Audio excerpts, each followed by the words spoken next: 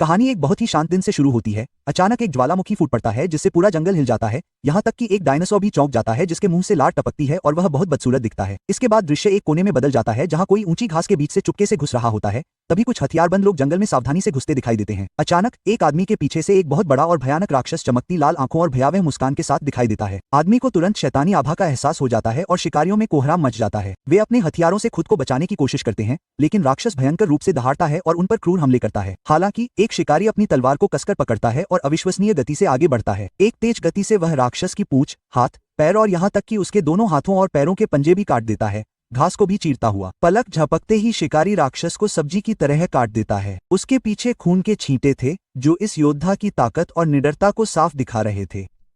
इसके बाद एक बड़ी डिजिटल स्क्रीन पर योद्धा की लड़ाई का प्रसारण हो रहा था। एक आदमी खड़ा होकर योद्धा को चमकती आंखों से निहार रहा था। वह कोई और नहीं बल्कि हमारा लड़का चोनू था। लेकिन अचानक किसी ने उसके कंधे पर हाथ रखा। वह उसका बॉस था जो उसे काम न करने और समय बर्बाद करने के लिए डांट रहा था। अचानक बीच में टोकने से वह बुरी तरह डर गया और तुरंत बॉस से माफी मांगने लगा। लेकिन उसकी माफी स्वीकार करने के बजाय बूढ़ा गंजा बॉस उसे ताना मारने लगा और कहने लगा कि आजकल के युवा इसीलिए मुसीबत बने हुए हैं, हमेशा अजीबोगरीब कल्पनाओं में खोए रहने वाला। वह उसे जल्दी से बैलें हटाने को कहता रहा और बेचारे लड़के को लगातार चिढ़ाता रहा। चोनू डर से कांपता हुआ तेजी से आगे बढ़ा और हर बात का हाँ में जवाब दे रहा था। वह जानता था कि वह अपने पहले ही दिन से खराब छाप छोड़ रहा है और मन ही मन वह सोचता रहा कि वह नौकरी नहीं खो सकता या फिर नौकरी से नहीं निकाला जा सकता, क्योंकि पैसे कमाना बहुत जरूरी है। इस बीच बूढ़ा फिर से बकने लगा और कहने लगा कि उसके जमाने में बिना बताए भी काम हो जाता था। लड़के ने दुखी नजरों से अपनी भरोसेमंद दराती उठाई और बैले काटने लगा। अपनी तेजी से उसने पलक झपकते ही बैले काट डाली। इस बीच बूढ़ा गंजा आदमी फिर से बकने लगा और कहने लगा कि उसके जमाने में काम बेहतर तरीके से होता था। लेकिन इससे पहले कि वह और बेकार की तारीफें उगल पाता,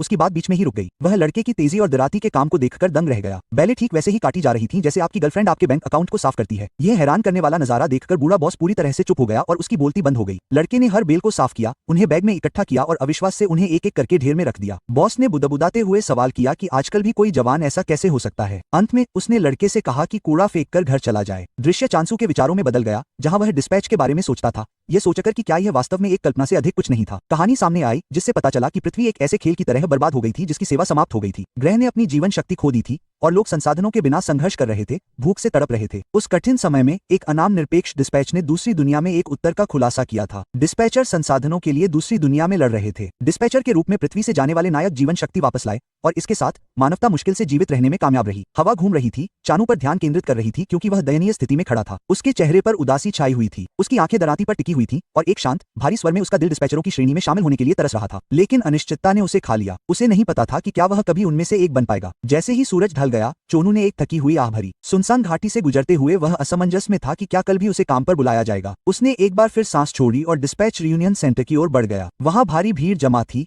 हॉल बेचैन आवाजों से भरा हुआ था। चांसू को उसके आसपास के लोगों ने एक तरफ धकेल दिया और उसे एक असुविधा के अलावा कुछ नहीं समझा। सेंटर के मालिक से मिलने की उसकी बारी आ रही थी, हालांकि माहौल उस पर भारी था। आखिरकार मालिक ने उसका नाम पूछा। घबराए हुए स्वर में चांसू ने उसके परिवार के बारे में, जांच की प्रगति के बारे में पूछा, लेकिन मालिक ने सवाल को पूरी तरह से नजरअंदाज कर दिया। उसकी नजर रियूनियन के डाउन पेमेंट के बचे हुए 4,36,721 पर थी, जो अभी भी नाकाफी था। उसके सामने मौजूद हताशा की परवाह किए बिना मालिक ने कहा कि सेंटर कोई ऐसी जगह नहीं है जहां हवा चलती हो और जांच के लिए पूरा भुगतान करना जरूरी है। हाथ हिलाते हुए उसने चांसू से कहा कि जब तक पूरी रकम न हो जाए वह वापस न आए। फिर वह मुड़ गया और अगले व्यक्ति को आगे बुलाया। भीड़ ने चांसू को पीछे धकेल दिया। यह बात साफ हो गई कि पुनर्मिलन केंद्र को सिर्फ पैसे से मतलब है, प्रियजनों की गुहार से नहीं। चांसू को खबर तक नहीं दी गई थी, वह बस अपने परिवार का पता जानना चाहता था। लेकिन उसे फिर से एक तरफ धकेल दिया गया। एक हट्टे कट्टे आदमी ने उसे पीछे धकेलते हुए कहा कि उसके साथ ऐसा नहीं हो रहा है। चांसू एक दयनीय आह भरता हुआ चला गया। भीड़ बहुत थी, लेकिन फिर भी वह अकेला महसूस कर रहा था,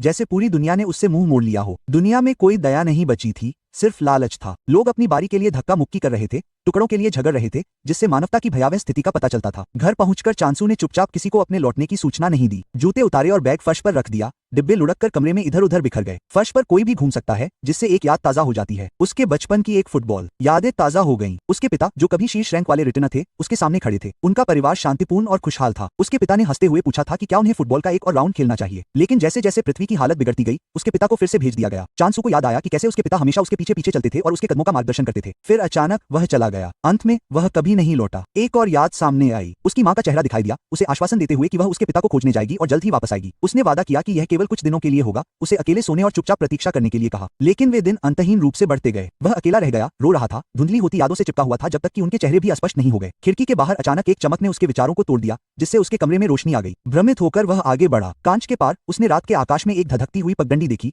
जो जमीन पर गिरने से पहले हिंसक रूप से गिर गई। सदमे की लहर ने उसे पीछे फेंक दिया, उसका सिर दीवार से टकराया और वह गिर गया। एक अजीब सी आवाज के साथ रोशनी गायब हो गई। दर्द से कराहते हुए वह खड़ा हुआ। वह स्तब्ध था और यह समझने के लिए बेताब था कि क्या हुआ है। उसका फोन जल उठा। एक नाम दिखाई दिया, आपदा चेतावनी के साथ साथ लौटने वाले के जबरन लौटने के बाद के परिणामों की चेतावनी। उसके बाद एक और चेतावनी आई, आपातकालीन ग्रेड 5 के लौटने वाले ने सेवानिवृत्ति की घोषणा की। चांसू लेस दैन अज्ञात ग्रेटर दैन की आंखें अविश्वास से चौड़ी हो गईं। उसने अपने फोन को स्क्रॉल किया, जिसमें लौटने वाले का दुनिया को संबोधित करते हुए एक वीडियो मिला। थके हुए लेकिन दृढ़ स्वर में उसने स्वीकार किया कि वह भगवान की रक्षा करने में विफल रहा है। उस विफलता के कारण उसके साथ गया हर डिस्पैचर खो गया। उसे अकेले लौटने के लिए मजबूर किया गया था। फिर से डिस्पैच होने की क्षमता और योग्यता दोनों छीन ली गई थी। इंटरनेट ब्रेकिंग न्यूज से भर गया। भूकंप और अंधाधुंध बिजली की आपातकालीन वापसी के बाद हुई थी। प्रसारण में ने स्वीकार किया कि बहुत विचार विमर्श के बाद उसने सेवानिवृत्ति का विकल्प चुना है। उसने दुनिया से समझने की विनती की और दुख और दृढ़ संकल्प दोनों से भरी आवाज में मानवता से हर कीमत पर पृथ्वी की रक्षा करने और कभी हिम्मत न हारने का आग्रह किया। चैनसू स्क्रीन को घूरता रहा और उसके अविश्वास की आवाज धीमी बुदबुदाती रही। हर हेडलाइन के साथ खबर और भी खराब होती जा रही थी। डिस्पैचर और रिटर्नर एक के बाद एक गायब हो रहे थे। पृथ्वी की आबादी 50 करोड़ से भी कम हो रही है और इस बात की बहुत कम संभावना है कि कोई नया रिटर्नर फिर से नहीं आएगा। निराशा और हताशा से उसका सीना चौड़ा हो गया। एक मिशन का असफल होना एक बात थी, लेकिन एक शख्स का रिटायर होना बहुत दुखदायी था। दरवाजे की घंटी की आवाज ने सन्नाटा तोड़ा और चोनू अचानक हुई इस हलचल से घबरा गया। इस बार एक और दस्तक हुई, जो पहले से भी ज्यादा तेज थी और शांत कमरे में गूंज रही थी। वह झिझकते हुए दरवाजे की तरफ बढ़ा। उसके दिमाग में भ्रम की स्थिति थी, क्योंकि ऐसे समय में किसी मेहमान के आने की उम्मीद नहीं थी। बाहर एक टैबलेट स्क्रीन की हल्की चमक उसके सामने टिमटिमा रही थी और उस पर एक अजीब सी आकृति दिखाई दी। एक खरगोश, कोई साधारण नहीं, लेकिन साफ आवाज में बोल रहा था, पूछ रहा था कि क्या मिस्टर चैंसल यहीं रहते हैं। जब उसने दरवाजा खोला तो दालान खाली था, जिससे उसका शक और गहरा हो गया कि कोई शरारत कर रहा है। लेकिन फिर वही आवाज फिर से सुनाई दी। उसे नीचे देखने को कहा। जैसे ही उसकी नजरें झुकी, उसकी सांसें थम गईं। उसके सामने एक असली खरगोश खड़ा था, जिंदा और हरकत करता हुआ। उसका छोटा सा शरीर कांप रहा था और वह अपने सवाल को दोहरा रहा था। घबराहट में उसे नाम लेकर संबोधित कर रहा था। असंभव हकीकत ने चांसू को तूफान की तरह झकझोर दिया। उसके सामने खड़ा प्राणी सच बोल रहा था। खरगोश ने खुद को संभाला, अपने गाल फुलाए और खुशी खुशी अपने आने का मकसद बताया। खुशी के लहजे में उसने चांसू को बधाई दी और घोषणा की कि उसे डिस्पैचर के तौर पर चुना गया है। ये शब्द उस पर बिजली की तरह गिरे और वह हैरान रह गया। चांसू हैरान था कि आखिर हो क्या रहा है और कोई रहस्यमयी बोलने वाला खरगोश उसके साथ ऐसा मजाक क्यों कर रहा है। लेकिन खरगोश शांत था, क्योंकि उसे पता था कि चांसू को शायद कुछ समझ नहीं आ रहा है। इसलिए उस प्राणी ने अपना पहचान पत्र निकाला और लड़के को बताया कि वह वर्ल्ड डिस्पैच सपोर्ट सेंटर से आया है। इससे यह पुष्टि हो गई कि चांसू को डिस्पैचर के तौर पर चुना गया है। अगर उसे अब भी शक है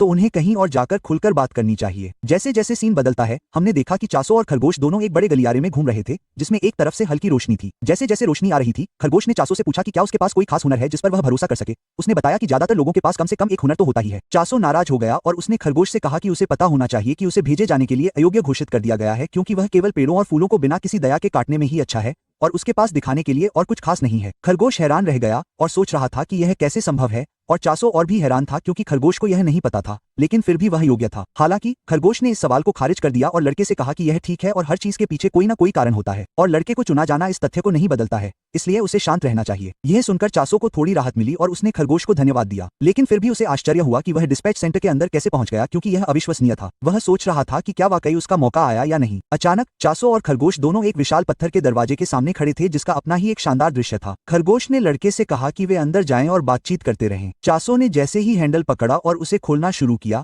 उसे एहसास हुआ कि दरवाजे के पार डिस्पैच एजेंसी थी। सबसे बुरी बात यह थी कि दरवाजा खुल ही नहीं रहा था। लड़के को पता था कि भारी वजन के कारण यह हिल भी नहीं रहा था। खरगोश हैरान था कि चांसू क्या कर रहा है, क्योंकि यह तो बस एक दिखावटी दरवाजा था जो किसी के लिए नहीं खुलता था और इसका प्रवेश द्वार खरगोश के ठीक सामने था। चांसू खरगोश की ओर दौड़ा, लेकिन प्रवेश द्वार देखते ही वह अंदर तक चौंक गया। वह सोचने लगा कि क्या यह असली दरवाजा है, क्योंकि यह इंसानी मानकों के हिसाब से बहुत छोटा था। चांसू ने खरगोश की आलोचना की, यह सोचकर कि क्या वह गूंगा और अंधा है, और पूछा कि वह वहां कैसे फिट होगा। लेकिन खरगोश के पास एक ही बहाना था कि अब तक दरवाजा उसके लिए ठीक से काम कर रहा था। चांसू ने बताया कि ऐसा इसलिए है क्योंकि वह प्राणी एक खरगोश था। वह पूरी तरह से टूट गया और सोचने लगा कि उसे शुरू से ही कुछ अच्छा होने की उम्मीद नहीं करनी चाहिए थी और उसे घर जाना चाहिए। लेकिन अचानक खरगोश ने और अधिक गंभीर स्वर में बोलना शुरू कर दिया और चांसू से पूछा कि क्या वह वास्तव में इस बारे में आश्वस्त है, क्योंकि वह हर परीक्षा में असफल रहा था और डिस्पैच सेंटर परीक्षा में अयोग्य घोषित कर दिया गया था। चांसू अगर चाहे भी तो उसे ऐसा मौका फिर कभी नहीं मिलेगा। खरगोश इतनी गंभीरता से मुस्कुराते हुए भी चांसू को गलत न समझने के लिए कह रहा था, लेकिन वह सिर्फ उसे उद्धृत कर रहा था, ये कहते हुए कि किसी भी तरह से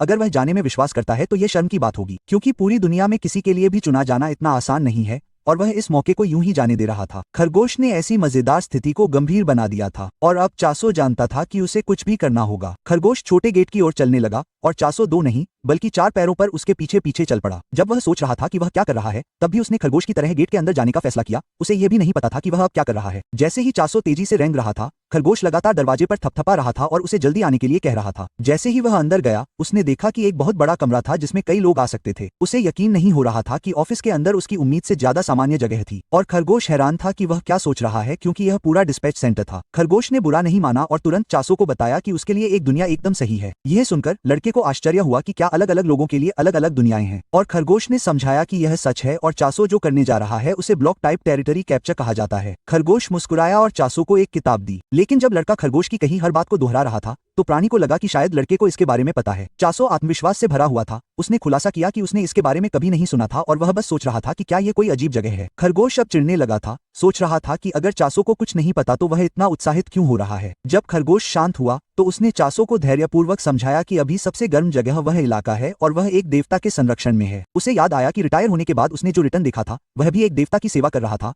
और खरगोश ने चासो को आश्वस्त किया कि रिटायर होने वाले से संबंधित देवता का उससे किसी भी तरह का संबंध नहीं है, इसलिए उसे चिंता न करनी चाहिए। लड़के ने आह भरी और सोचा कि उसे किस देवता का नाम मिलेगा, और खरगोश ने समझाया कि आमतौर पर किसी एक को बेतरतीब ढंग से चुना जाता है, लेकिन अगर वह अभी चुनता है तो उसे खुद के लिए चुनने का विशेष मौका मिलेगा। खरगोश द्वारा पहना गया एक सुनहरा पेंडेंट चमकने लगा क्योंकि जादू से कई पत्ते हवा में तैर रहे थे। खरगोश ने मुट्ठी भर पत्ते उठाए और चासो से पूछा कि वह किसे चुनेगा। तीनों पत्तों में से लड़के को आश्चर्य हुआ कि उसे क्या करना चाहिए, क्योंकि उसे यह भी नहीं पता था कि कौन सा देवता अच्छा है और कौन सा नहीं। खरगोश जानता था कि यह एक दुर्लभ मौका है और उसने उससे कहा कि ऐसा चुनाव फिर कभी नहीं होगा। चासो को अचानक अपने माता पिता की याद आए और उसे एहसास हुआ कि शायद उसे अपनी किस्मत से दोबारा मौका नहीं मिलेगा। उसे आश्चर्य हुआ कि जब उसे एक ऐसा मौका मिल रहा है जिसके बारे में बहुत से लोग सपने में भी नहीं सोच सकते, तो वह बेवकूफों की तरह क्यों झिझक रहा है। चासो ने बीच वाला कार्ड लेने का फैसला किया और जैसे ही उसने उसे पलटा, उसे एक भयावह दृश्य दिखाई दिया जिससे उसका चेहरा पीला पड़ गया। वह एक कंकाल राक्षस था जिसके साथ जमीन से कई मरे हुए कंकाल निकल रहे थे। यह इतना वास्तविक था कि चासो चिल्लाने लगा, यह सोचकर कि यह क्या है। हमें पता चला कि यह नकार के देवता थे जिसकी 44% संभावना थी। खरगोश को आश्चर्य हुआ कि चासो इतना हैरान क्यों है।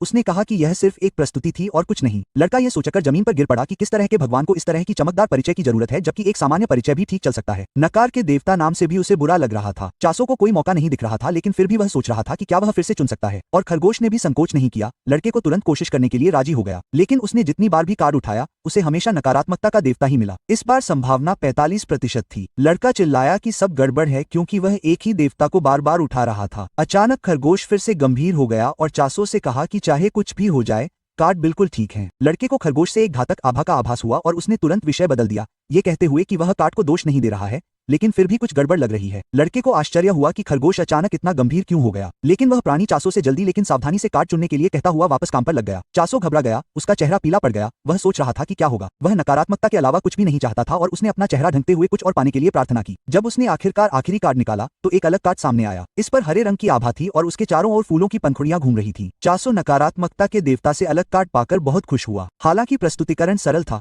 उसे एहसास हुआ कि उसे प्रचुरता की देवी का कार्ड 0.0001% संभावना के साथ मिला है। उसे आश्चर्य हुआ कि अगर कार्ड इतना दुर्लभ है तो डिस्प्ले इतना सरल क्यों है। वह जानता था कि संभावनाएं बहुत कम हैं और अगर यह प्रचुरता की देवी है तो उसे अच्छा समय मिलेगा। खरगोश ने तुरंत चासो के चेहरे के भावों को देखा और उससे पूछा कि क्या उसे कार्ड पसंद नहीं आया और क्या वह एक और मौका चाहता है। यह सुनकर चासो चौंक गया क्योंकि कुछ ही देर पहले खरगोश ने कहा था कि यह उसका आखिरी मौका है। वह सोचने लगा कि क्या होगा अगर उसने प्रचुरता की देवी को चुना और खरगोश ने उससे कहा कि उसे तुरंत नई दुनिया में भेज दिया जाएगा। यह सुनकर लड़का झिझक गया, लेकिन खरगोश को आश्चर्य हुआ कि जब यह आगे बढ़ने का मौका था तो हंसो क्यों झिझक रहा था। एक डिस्पैचर को रिटर्नी बनना पड़ता है और हर कोई उसके फैसले की सराहना करता है। लड़के ने खुद को जयकार करने वाले लोगों से भरे मंच पर कल्पना की, जबकि खरगोश उसकी चापलूसी कर रहा था, ये कहते हुए कि वह एक उद्धारकर्ता भी बन सकता है और लोग उसका अनुसरण करेंगे। लेकिन फिर खरगोश फिर से गंभीर हो गया और चासो को ध्यान से सोचने को कहा क्योंकि यह उसकी पिछली जिंदगी से बिल्कुल अलग थी। चासो जानता था कि अगर वह धरती पर रहा तो हमेशा की तरह भागता ही रहेगा। उसे तय करना था कि उसे अपनी जिंदगी बदलनी है या नहीं। आखिरकार चासो मान गया। सिस्टम ने उसे बधाई दी और बताया कि अब वह प्रचुरता की देवी की सेवा कर रहा है। चुने हुए देवता की छवि सामने आई, एक खूबसूरत महिला जो सुंदर लेकिन थोड़े खुले कपड़े पहने हुए थी। सब कुछ शानदार लग रहा था। सिस्टम ने चासो का स्वागत किया और देवी ने उससे बात की और उसे परिप्रेक्ष्य प्रेषक कहा। जैसे ही कार्ड चमकने लगा और हवा में उड़ने लगा,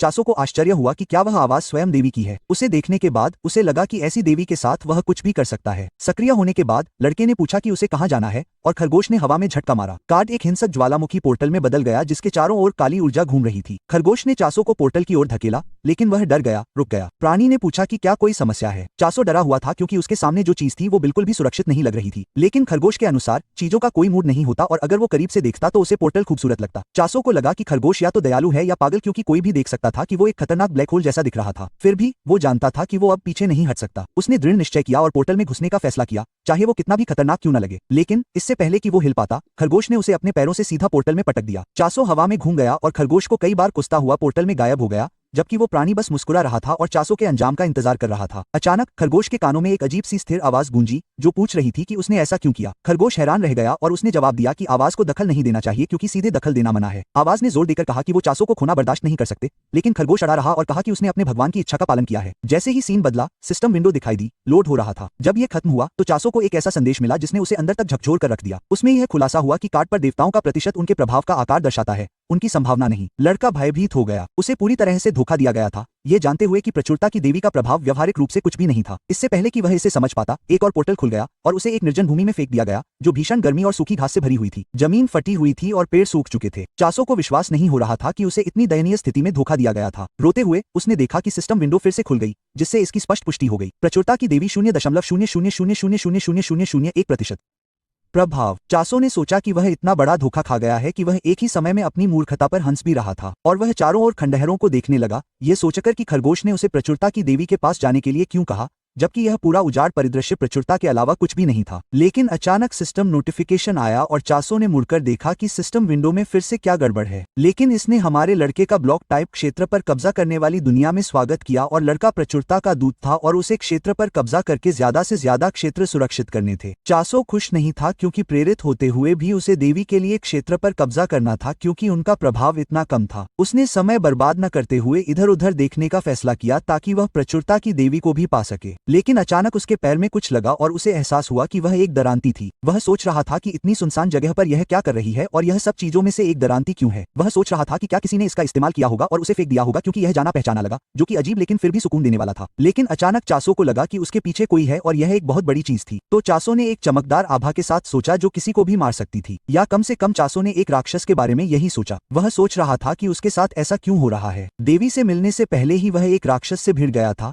लेकिन वह जानता था कि वह इस तरह नहीं मर सकता और अगर जरूरत पड़ी तो वह दरांती से राक्षस को डरा सकता है। लेकिन जैसे ही वह दरांती घुमाता हुआ मुड़ा, उसने देखा कि राक्षस वास्तव में बहुत छोटा था। तभी लड़के को होश आया और उसने देखा कि एक प्यारा सा हमस्टर रो रहा था क्योंकि हमारे लड़के ने दरांती से जो तमाशा किया था वह पागलों की तरह चीख रहा था और सोच रहा था कि क्या उसकी जिंदगी खत्म होने वाली है। चासो को भी आश्चर्य हुआ कि क्या इस प्यारी सी चीज को राक्षस कहा जा सकता है क्योंकि वह बिल्कुल भी शत्रुतापूर्ण नहीं लग रहा था और हमस्टर ने ऐसा चीखा जैसे वह लड़के की बात से सहमत हो। लेकिन अचानक लड़का एक दुष्ट प्राणी में बदल गया, यह सोचकर कि छोटा होने पर भी वह राक्षस है तो शायद उसे पकड़ने पर उसे कुछ मिलेगा। हमस्टर तुरंत पीला पड़ गया, ये सोचकर कि प्रेरित क्या सोच रहा है, और वह अचानक नाचने और रोने लगा। किसी तरह लड़के को ऐसा करने से रोकने की कोशिश कर रहा था। वह एक पागल हैमस्टर की तरह चिल्ला रहा था और चूंकि वह प्राणी बहुत प्यारा था, चासो ने फैसला किया कि वह कुछ बड़ा नहीं करेगा क्योंकि जब तक ये राक्षस समूहों में उस पर हमला नहीं करता या कोई दुश्मनी नहीं करता तब तक उसे ठीक रहना चाहिए। हैमस्टर ने आखिरकार रोना बंद कर दिया क्योंकि उसे तुरंत नहीं मारा जा रहा था, इसलिए वह इधर उधर उछलने और चीखने लगा, जबकि चासो सोच रहा था कि वह प्राणी कहाँ जा रहा है। लेकिन वास्तव में हमने देखा कि प्यारा सा हैमस्टर वास्तव में लड़के पर चिल्ला रहा था और गुर्रा रहा था जैसे कि उसे उसका पीछा करने के लिए कह रहा हो। चासो समझ गया कि वह प्राणी क्या कहना चाह रहा है और वह उस ओर दौड़ पड़ा जहां हैमस्टर जा रहा था। लेकिन फिर भी वह प्यारा प्राणी हमारे लड़के से बहुत तेज था। चासो के पहुंचने से पहले ही वह बहुत तेजी से आगे निकल गया। वह जानता था कि इतनी छोटी सी चीज के लिए हैमस्टर बहुत तेज है और वह सोच रहा था कि आखिर वह प्राणी कहाँ जा रहा है। आखिरकार काफी चीखने चिल्लाने और भागने के बाद हैमस्टर रुक गया और चासो ने जो देखा वह वाकई हैरान करने वाला था। उसे पानी मिला जो वाकई बहुत शुद्ध था और उसने तुरंत उसे अपनी बोतल में भर लिया। चासो ने हैमस्टर के साथ पानी पिया जो उसे चाट रहा था और दोनों ने पानी के ताजा स्वाद का आनंद लिया। यहाँ तक कि चासो को भी आश्चर्य हुआ कि जब पूरी जगह सुनसान है तो पानी इतना ताजा कैसे हो सकता है। हैमस्टर ने भी पानी का आनंद लिया और दोनों पानी के झरने के पास बैठ गए जबकि चासो ने हैमस्टर से पूछना शुरू कर दिया कि क्या वह इस इलाके में रहता है, क्योंकि यह हैमस्टर के रहने के लिए अच्छी जगह नहीं लग रही थी। हैमस्टर कुछ नहीं बोल रहा था और चासो अभी भी उस प्राणी से सवाल पूछ रहा था कि वह देवी कहाँ है जो वास्तव में बहुत प्रचुर मात्रा में है। हैमस्टर लड़के को अनदेखा कर रहा था और वास्तव में भ्रमित दिख रहा था, जबकि लड़का सोच रहा था कि क्या हो रहा है। वह उसके पूरे शरीर को चाट रहा था जैसे कि कुछ साफ कर रहा हो और चासो को उम्मीद के मुताबिक एहसास हुआ कि बातचीत असंभव है। लेकिन अचानक हैमस्टर को याद आया और वह चीखने लगा जैसे चासो को बता रहा हो कि उसे फिर से उस जीव का पीछा करना होगा। दोनों फिर से भागने लगे, लेकिन इस बार उनकी गति धीमी थी और चासो भी उत्सुक था कि हैमस्टर उसे कहां ले जाने वाला है। जैसे जैसे दृश्य बदलता गया, हम एक विशाल पेड़ के पास पहुंचे जो लगभग सूख चुका था और उसके पत्ते झड़ रहे थे, लेकिन पेड़ अभी भी खड़ा था। चासो को आश्चर्य हुआ कि इतने निर्जन क्षेत्र में ये कैसे संभव है। उसे एहसास हुआ कि यह वास्तव में एक बहुत बड़ा पेड़ था,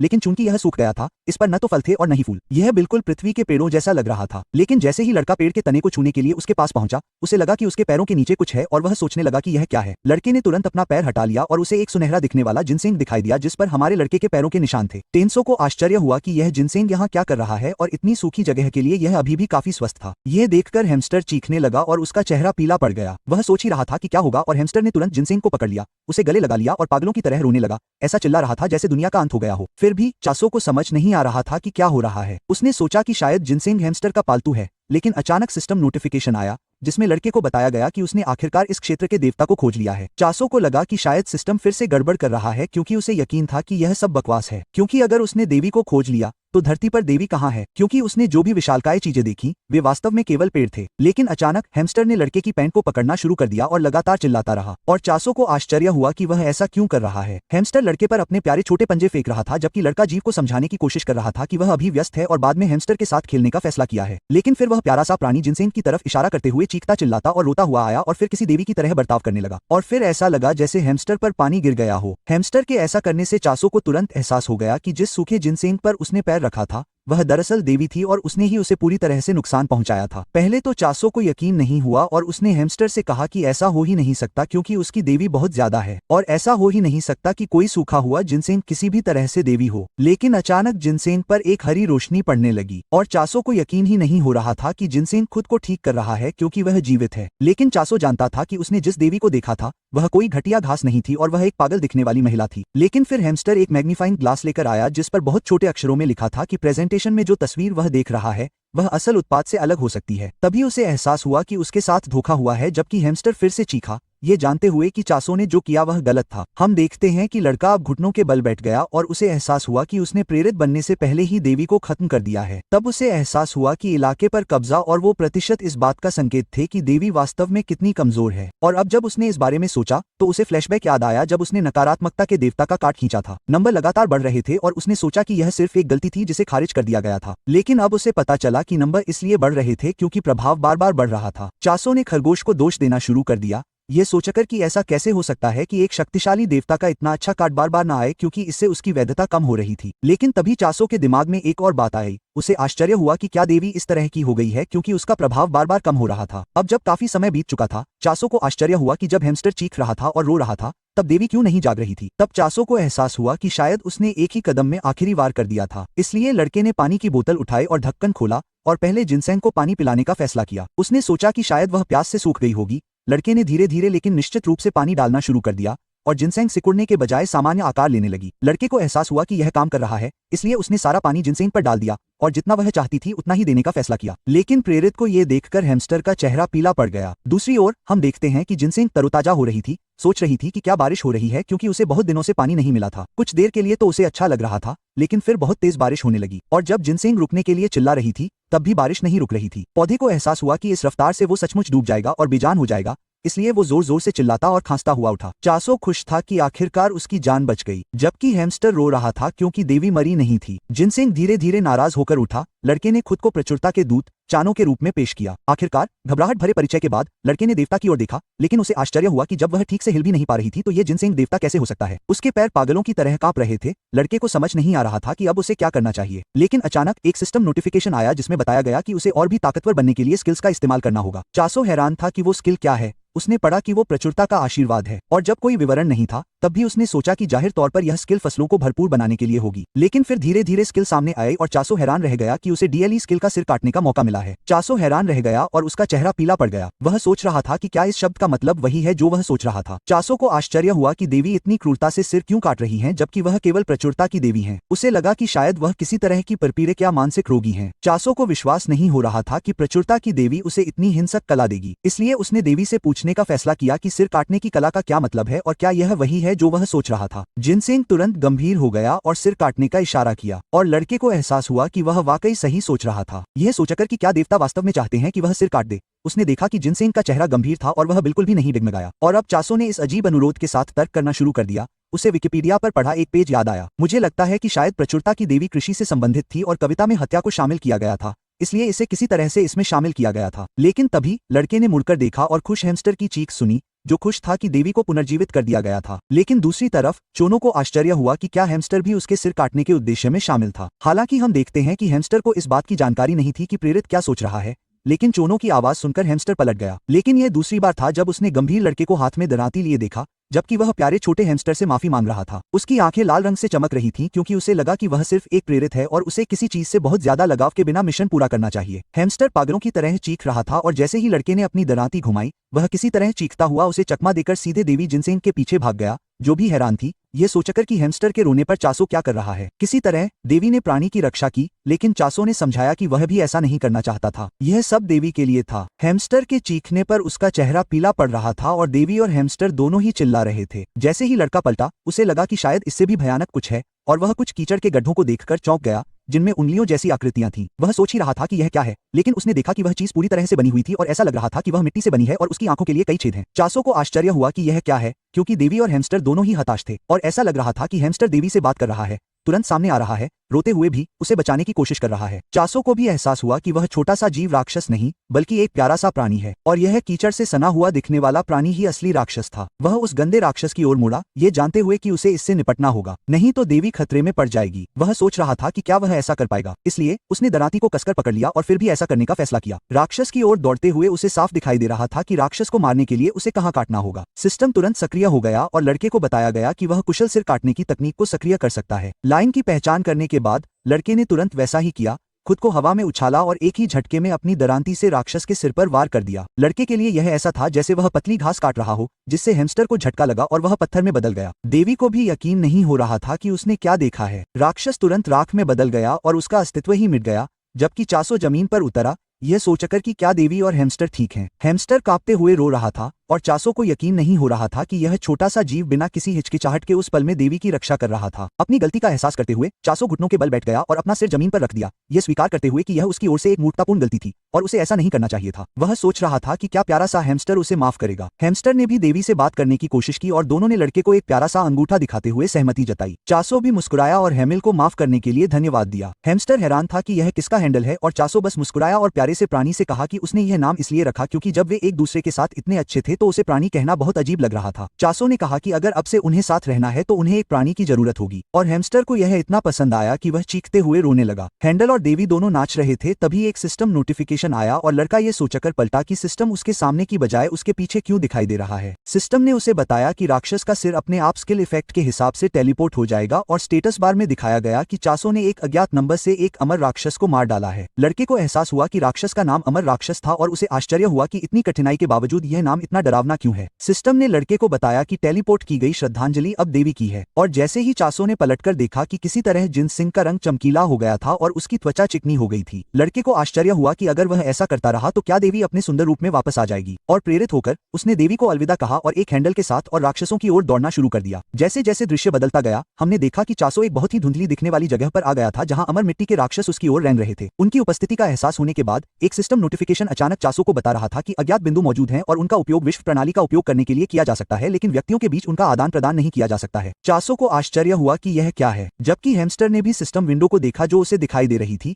उसे लगा कि यह एक अच्छी बात है, इसलिए उसने पहले मिट्टी के राक्षसों से निपटने का फैसला किया क्योंकि वे परेशान करने वाले थे और हैमस्टर भी उनसे डरता था। लड़का देवी का आभारी था कि उसके पास एक अद्भुत कौशल था जो अपनी शक्ति के बावजूद आश्चर्यजनक रूप से उपयोग करना आसान था। और सबसे बड़ी बात, मिट्टी के राक्षस बहुत धीमे थे, इसलिए चानो ने तुरंत उन पर हमला किया और हर मिट्टी के राक्षस के सिर काटने की कला का इस्तेमाल किया। सिस्टम ने लड़के को बताया कि उसने राक्षसों का शिकार करके पॉइंट हासिल किए हैं, और जब उसने ये देखा तो चासो घबरा गया और सोचने लगा कि यह क्या है। इतनी हलचल के कारण हैमस्टर को मोशन सिकनेस होने लगी, और जब चासो ने कहा कि वह 100 अमर राक्षसों का शिकार करना चाहता है तो हैमस्टर और भी हैरान रह गया। चासो ने उनमें से 4 को मार डाला था और वह और भी करना चाहता था। शिकार के बाद जब वह फिर से पेड़ के पास लौटा तो हैमस्टर गर्व से भरा हुआ था, अपना सिर ऊंचा करके जोर से चिल्ला रहा था, जैसे वह देवी को बता रहा हो कि लड़के ने उन अमर राक्षसों के साथ क्या किया। पच्चो ने हेमिल से कहा कि शायद उस प्राणी को देखने वाला कोई यह सोचेगा कि उसने ही उन सभी को पकड़ा है, किसी और ने नहीं। हैमस्टर इस बात से नाराज हो गया और लड़के के बालों को नोचने लगा, जो वाकई गुदगुदी करने वाला था, जिससे उसे हंसी आ गई। चैंसो को जब होश आया तो उसे आश्चर्य हुआ कि राक्षस को अमर राक्षस क्यों कहा जाता है, जबकि उसे मारना इतना आसान है कि उसे अमर नहीं कहा जा सकता। लेकिन चलते चलते चैंसो ने इस बारे में ज्यादा नहीं सोचा। उसे लगा कि अगर वह इन राक्षसों का शिकार करता रहा तो शायद उसके बारे में और भी पता चल जाएगा। उधर देवी पेड़ के पास बैठी हुई थी और चैंसो द्वारा शिकार किए गए राक्षसों की वजह से पहले से भी ज्यादा चमकदार दिख रही थी। लड़के से यही उम्मीद की जा सकती थी क्योंकि वह जानता था कि देवी पहले से ज्यादा दयालु हो गई हैं,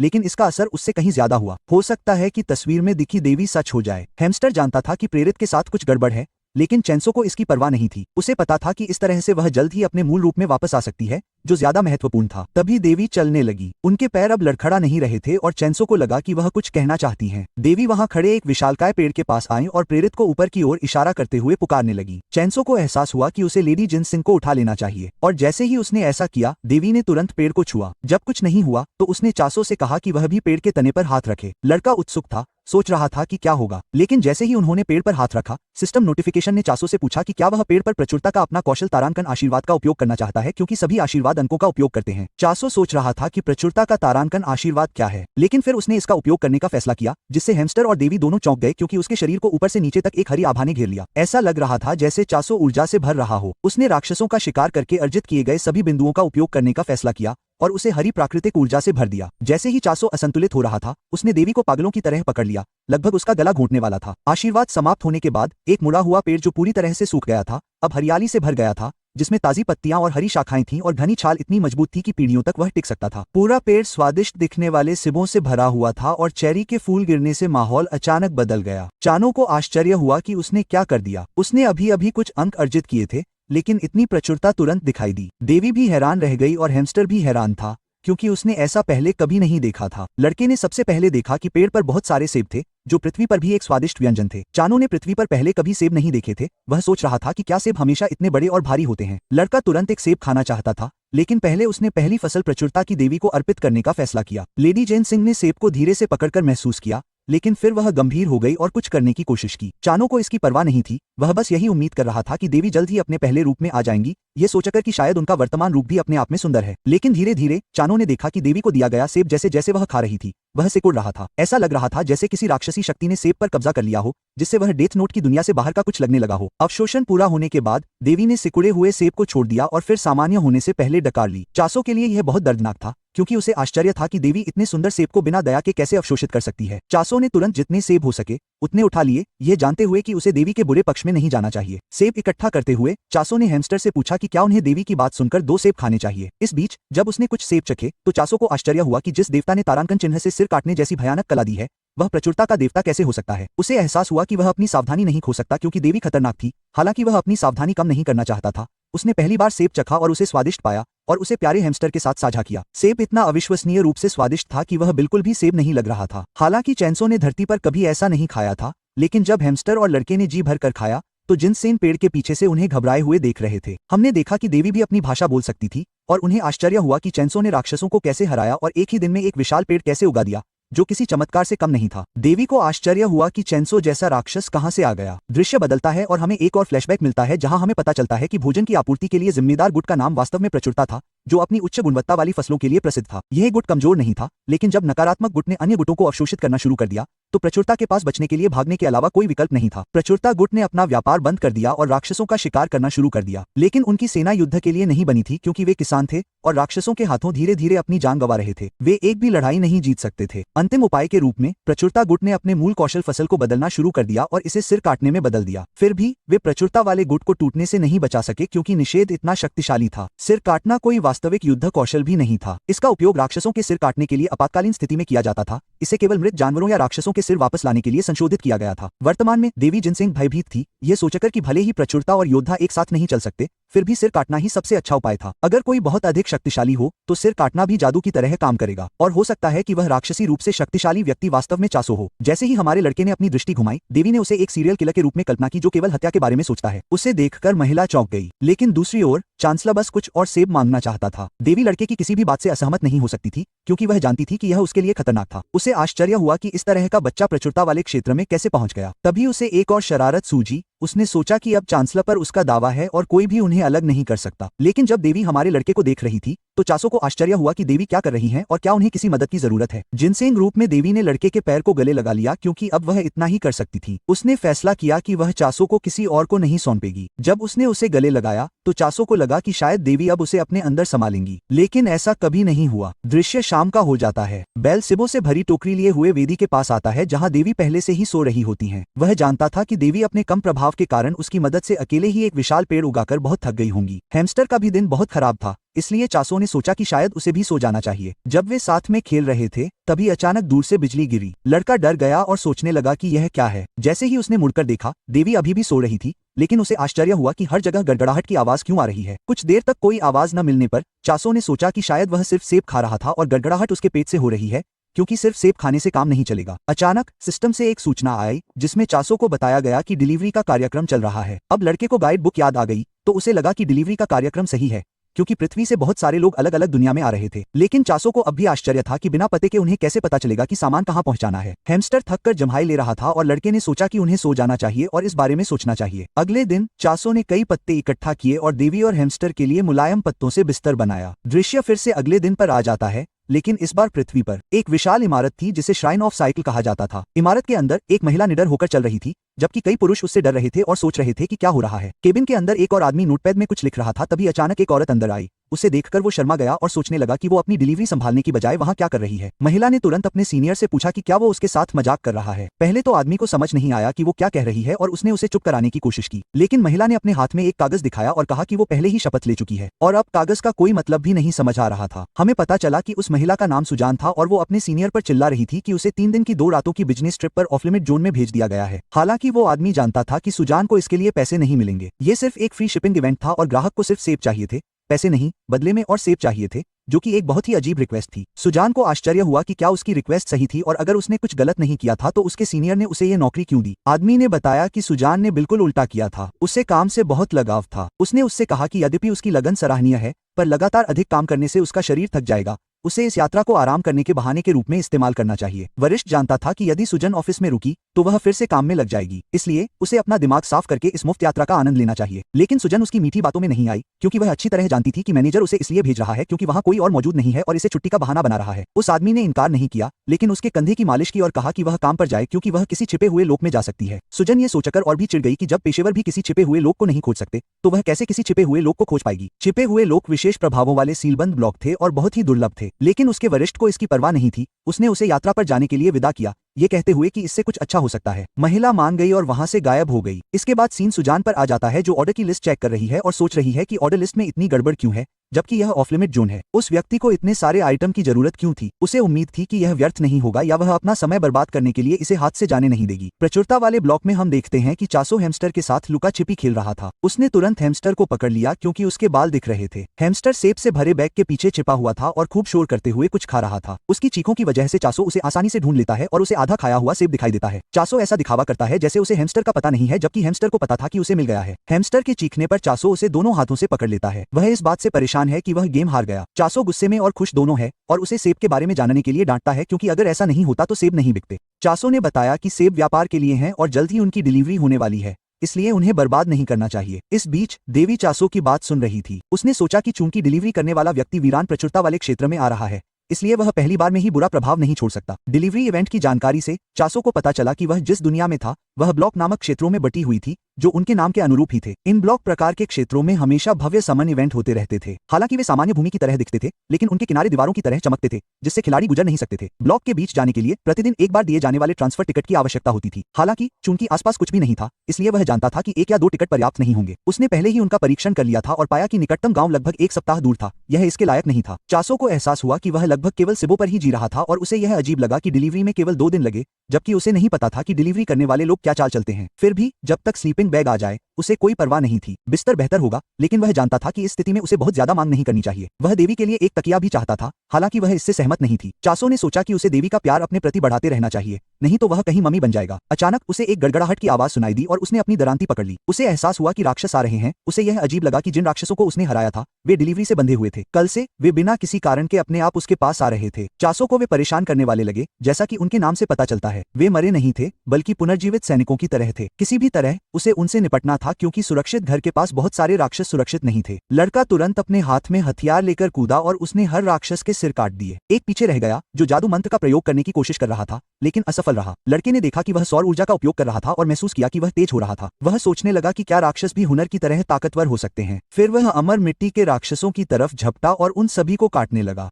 उसने हर सिर को काटने की कोशिश की। जब और राक्षस दिखाई दिए तो उनकी गति में कोई सुधार नहीं हुआ। उनकी क्रूरता पहले जैसी ही थी, जिससे वह हैरान था कि उन्हें मारना इतना आसान क्यों है। इस बीच यह सब कोई और नहीं बल्कि सुजान देख रही थी, जो सोच रही थी कि वह किसे देख रही है। उड़ने वाले जूते पहने महिला ने जोन में प्रवेश किया था और उसे लगा कि लड़का और उसका हैमस्टर दोनों ही राक्षस हैं जो अमर राक्षसों को इतनी आसानी से मार सकते हैं। उसने कल्पना की कि वे क्रूर प्राणी हैं जिन्हें मारने में मजा आता है। सुजान ने उड़ान भरी और डिलीवरी करने के लिए उसके करीब पहुंच गया। उसके छोटे पंखों वाले जूते उसे हवा में स्थिर रख रहे थे। वह चासो और उसके हमस्टर को बड़ी ही आसानी से अमर राक्षसों को मारते हुए देख रही थी। वे दोनों चंचल और शरारती अंदाज में मुस्कुरा रहे थे। वह सोच रही थी कि यह कितना अजीब है। एक समय था जब अमर राक्षस शिकारियों के लिए एक बेशकीमती निशाना हुआ करता था। एक को हराने पर आम राक्षसों से कहीं ज्यादा अंक मिलते थे, जिससे आसान इनाम की तलाश में साहसी लोग आकर्षित होते थे। लेकिन वह प्राणी हर बार फिर से जीवित हो जाता था। हर बार जब वह वापस आता तो वह और भी ताकतवर हो जाता और जिस किसी का भी वह पीछा करता वह श्रापित होकर मर जाता। सालों बाद लोगों ने उसका शिकार करना छोड़ दिया और उससे पूरी तरह से दूर रहने लगे। जब चासो सभी अमर राक्षसों को हराने में व्यस्त था, सुजिन घबरा रही थी। उसे आश्चर्य हुआ कि वह कैसा इंसान है जो नतीजों से डरे बिना एक भूत का इतनी हिम्मत से सामना कर रहा है। जब उसने उसे और करीब से देखा तो उसे कुछ अजीब लगा। वह श्राप को दूर करने के लिए किसी भी तरकीब का इस्तेमाल नहीं कर रहा था। उसे लगा कि वह तलवार चलाने में माहिर हो सकता है, लेकिन फिर वह उलझन में पड़ गई। अगर वह वाकई इतना कुशल होता तो उसके जैसा कोई सेब चुनने में समय क्यों बर्बाद करता। इस विचार ने उसे और सतर्क कर दिया। उसने फैसला किया कि उसे बिल्कुल भी उकसाना बेहतर नहीं होगा। कौन जानता था कि इतना शक्तिशाली व्यक्ति नाराज होने पर क्या कर सकता है। यह सोचकर वह सावधानी से उसके करीब गई। अमर राक्षसों को हराने के बाद चोनो के सामने अचानक एक चमकता हुआ हरा पैनल दिखाई दिया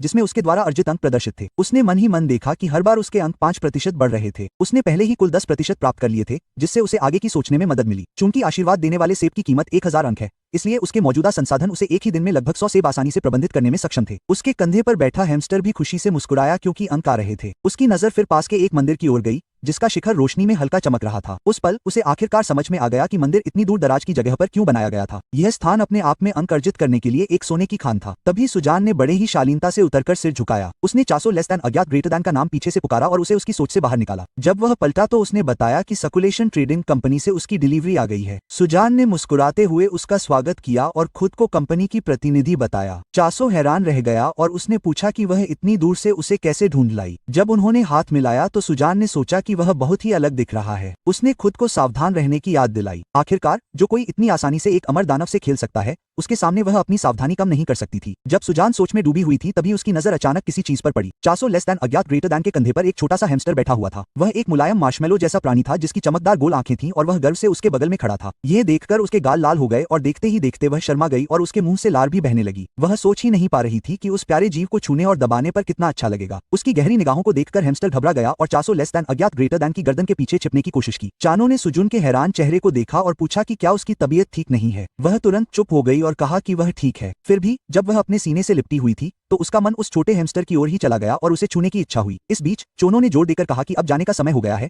लेकिन सुजान उस छोटे जीव को देखने से खुद को रोक नहीं सका और उसे चुटकी लेने के लिए तरस रहा था। वे सेब के पेड़ की ओर बढ़े, हालांकि सुजान का ध्यान अभी भी हैमस्टर पर था। अचानक उसका ध्यान हवा की ओर गया जिसमें पके सेबों की मीठी खुशबू थी। चोनो संतुष्टि से मुस्कुराया और कहा कि सेब बहुत अच्छे से उगे हैं। सुजान उस विशाल पेड़ के आकार और खुशबू से प्रभावित था, चुपचाप यह सोचकर कि क्या यह वास्तव में एक सेब का पेड़ हो सकता है। उसे देखकर चोनो ने उसे एक सेब चखने के लिए दिया। उसने उत्सुकता से उसे अपने हाथों में पकड़ लिया और आश्चर्यचकित हो गई। न केवल पेड़ बहुत बड़ा था बल्कि सेब भी बहुत बड़े थे। उसे आश्चर्य हुआ कि क्या इतना बड़ा फल अंदर से बेस्वाद होगा, यह सोचकर कि यह देखने में भले ही आकर्षक हो लेकिन स्वाद में साधारण हो। जैसे ही उसने एक काटा, सेब से रस फूट पड़ा और उसके चेहरे पर तुरंत आश्चर्य छा गया। स्वाद उसकी उम्मीद से कहीं ज्यादा था, मीठा लेकिन साथ ही एक सुखद खट्टेपन के साथ पूरी तरह से संतुलित। प्रभावित होकर उसने जल्दी से सेब खा लिए और मन ही मन उसकी कीमत का हिसाब लगाया। हर एक सेब आसानी से 50,000 में बिक सकता था, शायद 100,000 सोने में भी। कुछ ही देर में वे आपस में मोल भाव करने लगे। सुजान ने मौजूदा बिक्री मूल्य के बारे में बताया, ये दोहराते हुए कि प्रत्येक सेब 2,000 सोने में बिक रहा है। जब चासो ने इसकी पुष्टि की तो उसने तुरंत कीमत को बहुत कम बताया। चोनो को पहले तो गलतफहमी हुई, उसे लगा कि उसने कीमत बहुत ज्यादा बढ़ा दी होगी और उसने देखा कि कुछ दुकानों पर सेब सस्ते में मिलते हैं। उसने पूछा कि उसे क्या लगता है कि उन्हें कितने पैसे लेने चाहिए। सुजान ने 2 उंगलियां उठाई। उसके हाव भाव को देखकर चोनो ने कहा कि 200 थोड़ा कम लग रहा है। सुजान ने तुरंत बीच में टोकते हुए कहा कि हर सेब की कीमत कम से कम 20,000 सोने की होनी चाहिए। यह सुनकर चोनो और हैमस्टर दोनों घबरा गए और चिल्लाए, 20,000 सोने की। सुजान ने आगे बताया कि अगर वे बड़े स्टोर में ज्यादा सेब सप्लाई करते हैं तो कीमत प्रति सेब 30,000 सोने से भी ज्यादा हो सकती है। सुजान चुप रही और अपने विकल्पों पर ध्यान से विचार करती रही। वह जानती थी कि वह जल्दी मुनाफा कमाने के लिए सेब की कीमत कम करके दिखा सकती है, लेकिन उसे इस बात का भी एहसास था कि वह किसी ऐसे व्यक्ति को धोखा दे सकती है जो उसका महत्वपूर्ण व्यापारिक भागीदार बन सकता है। अपने विकल्पों पर विचार करते हुए उसने खुद को याद दिलाया कि उसके पास केवल एक ही जीवन है और उसके दिमाग में चोनो की अमर राक्षसों से सहजता से लड़ने की छवि बार बार घूम रही थी। सुजान ने समझाया कि ये कोई साधारण सेब नहीं थे, ये उसके जीवन में अब तक का सबसे स्वादिष्ट फल था। उसका मानना था कि ये किसी भी विशेष उत्पाद से भी ज्यादा मूल्यवान थे। अपने बैग में हाथ डालकर उसने एक चमकता हुआ कॉन्ट्रैक्ट निकाला और उस पर प्रति सेब 20,000 सोने की कीमत लिखी थी। उसे थमाते हुए उसने उससे हस्ताक्षर करने को कहा। चोनो ने पेन लिया, कॉन्ट्रैक्ट पढ़ा और मुस्कुराया। उसने कुछ बदलाव किए और जब सुजान ने बदलाव देखे तो वह हैरान रह गई। उसका हिस्सा बढ़ गया था। चोनो ने बताया कि वह उसके साथ लंबे समय तक साझेदारी करना चाहता है और सेब की सही कीमत के बारे में उसकी ईमानदारी की सराहना करता है। दोनों ने हाथ मिलाया और एग्रीमेंट पर मुहर लगाई। सुजान ने चोनो को बीज, खाना पकाने के बर्तन और सर्कुलेशन ट्रेडिंग की तरफ से खास तोहफे के तौर पर रेगिस्तानी दानवों के 2 नुकीले दांत सौंपे। उसने अपने बैग से 2 अंडे भी निकाले। मजाक में उसने चोनो को हैमस्टर को अपना दोस्त बनाने का सुझाव दिया क्योंकि उसे इसकी जरूरत नहीं थी। वह मन ही मन उस छोटे से जीव की तारीफ कर रही थी। चो उलझन में दिख रहा था और बता रहा था कि उसका कोई दोस्त नहीं है। सुजान ने देखा कि हैमस्टर एक राक्षस होने के बजाय बहुत मिलनसार लग रहा था और अगर उसे गलतफहमी हुई तो उसने माफी मांगी। चानो ने बताया कि हैमस्टर कोई परिचित नहीं है और उसे और समझाने को कहा। सुजान ने बताया कि एक परिचित की ताकत इस बात पर निर्भर करती है कि उसके अंडे में आशीर्वाद के कितने पॉइंट डाले गए हैं। उसने आगाह किया कि ज्यादा करने पर अंडा टूट सकता है और जब अंडा बहुत ज्यादा कांपने लगे तो उसे रोक देना ही बेहतर है। चोनो ने उसकी सलाह मानी और माना कि उसे खुद अभ्यास करके ये समझना होगा। जब उन्होंने शेड्यूल पर चर्चा की तो चोनो ने बताया कि वह अभी हर दिन लगभग 50 सेब तोड़ रहा है और भविष्य में अपनी फसल को और बढ़ाने की योजना बना रहा है। सुजान को यह देखकर हैरानी हुई और उसने तय किया कि वे सप्लाई चक्र को उसी हिसाब से बदलेंगे। उसने स्टॉक को संभालने के लिए एक अलग गोदाम की भी योजना बनाई। सभी बातों को सुझाने के बाद उनका पहला लेन देन पूरा हो गया। सुजान से मिलने के बाद चोनो रानी को देखने गया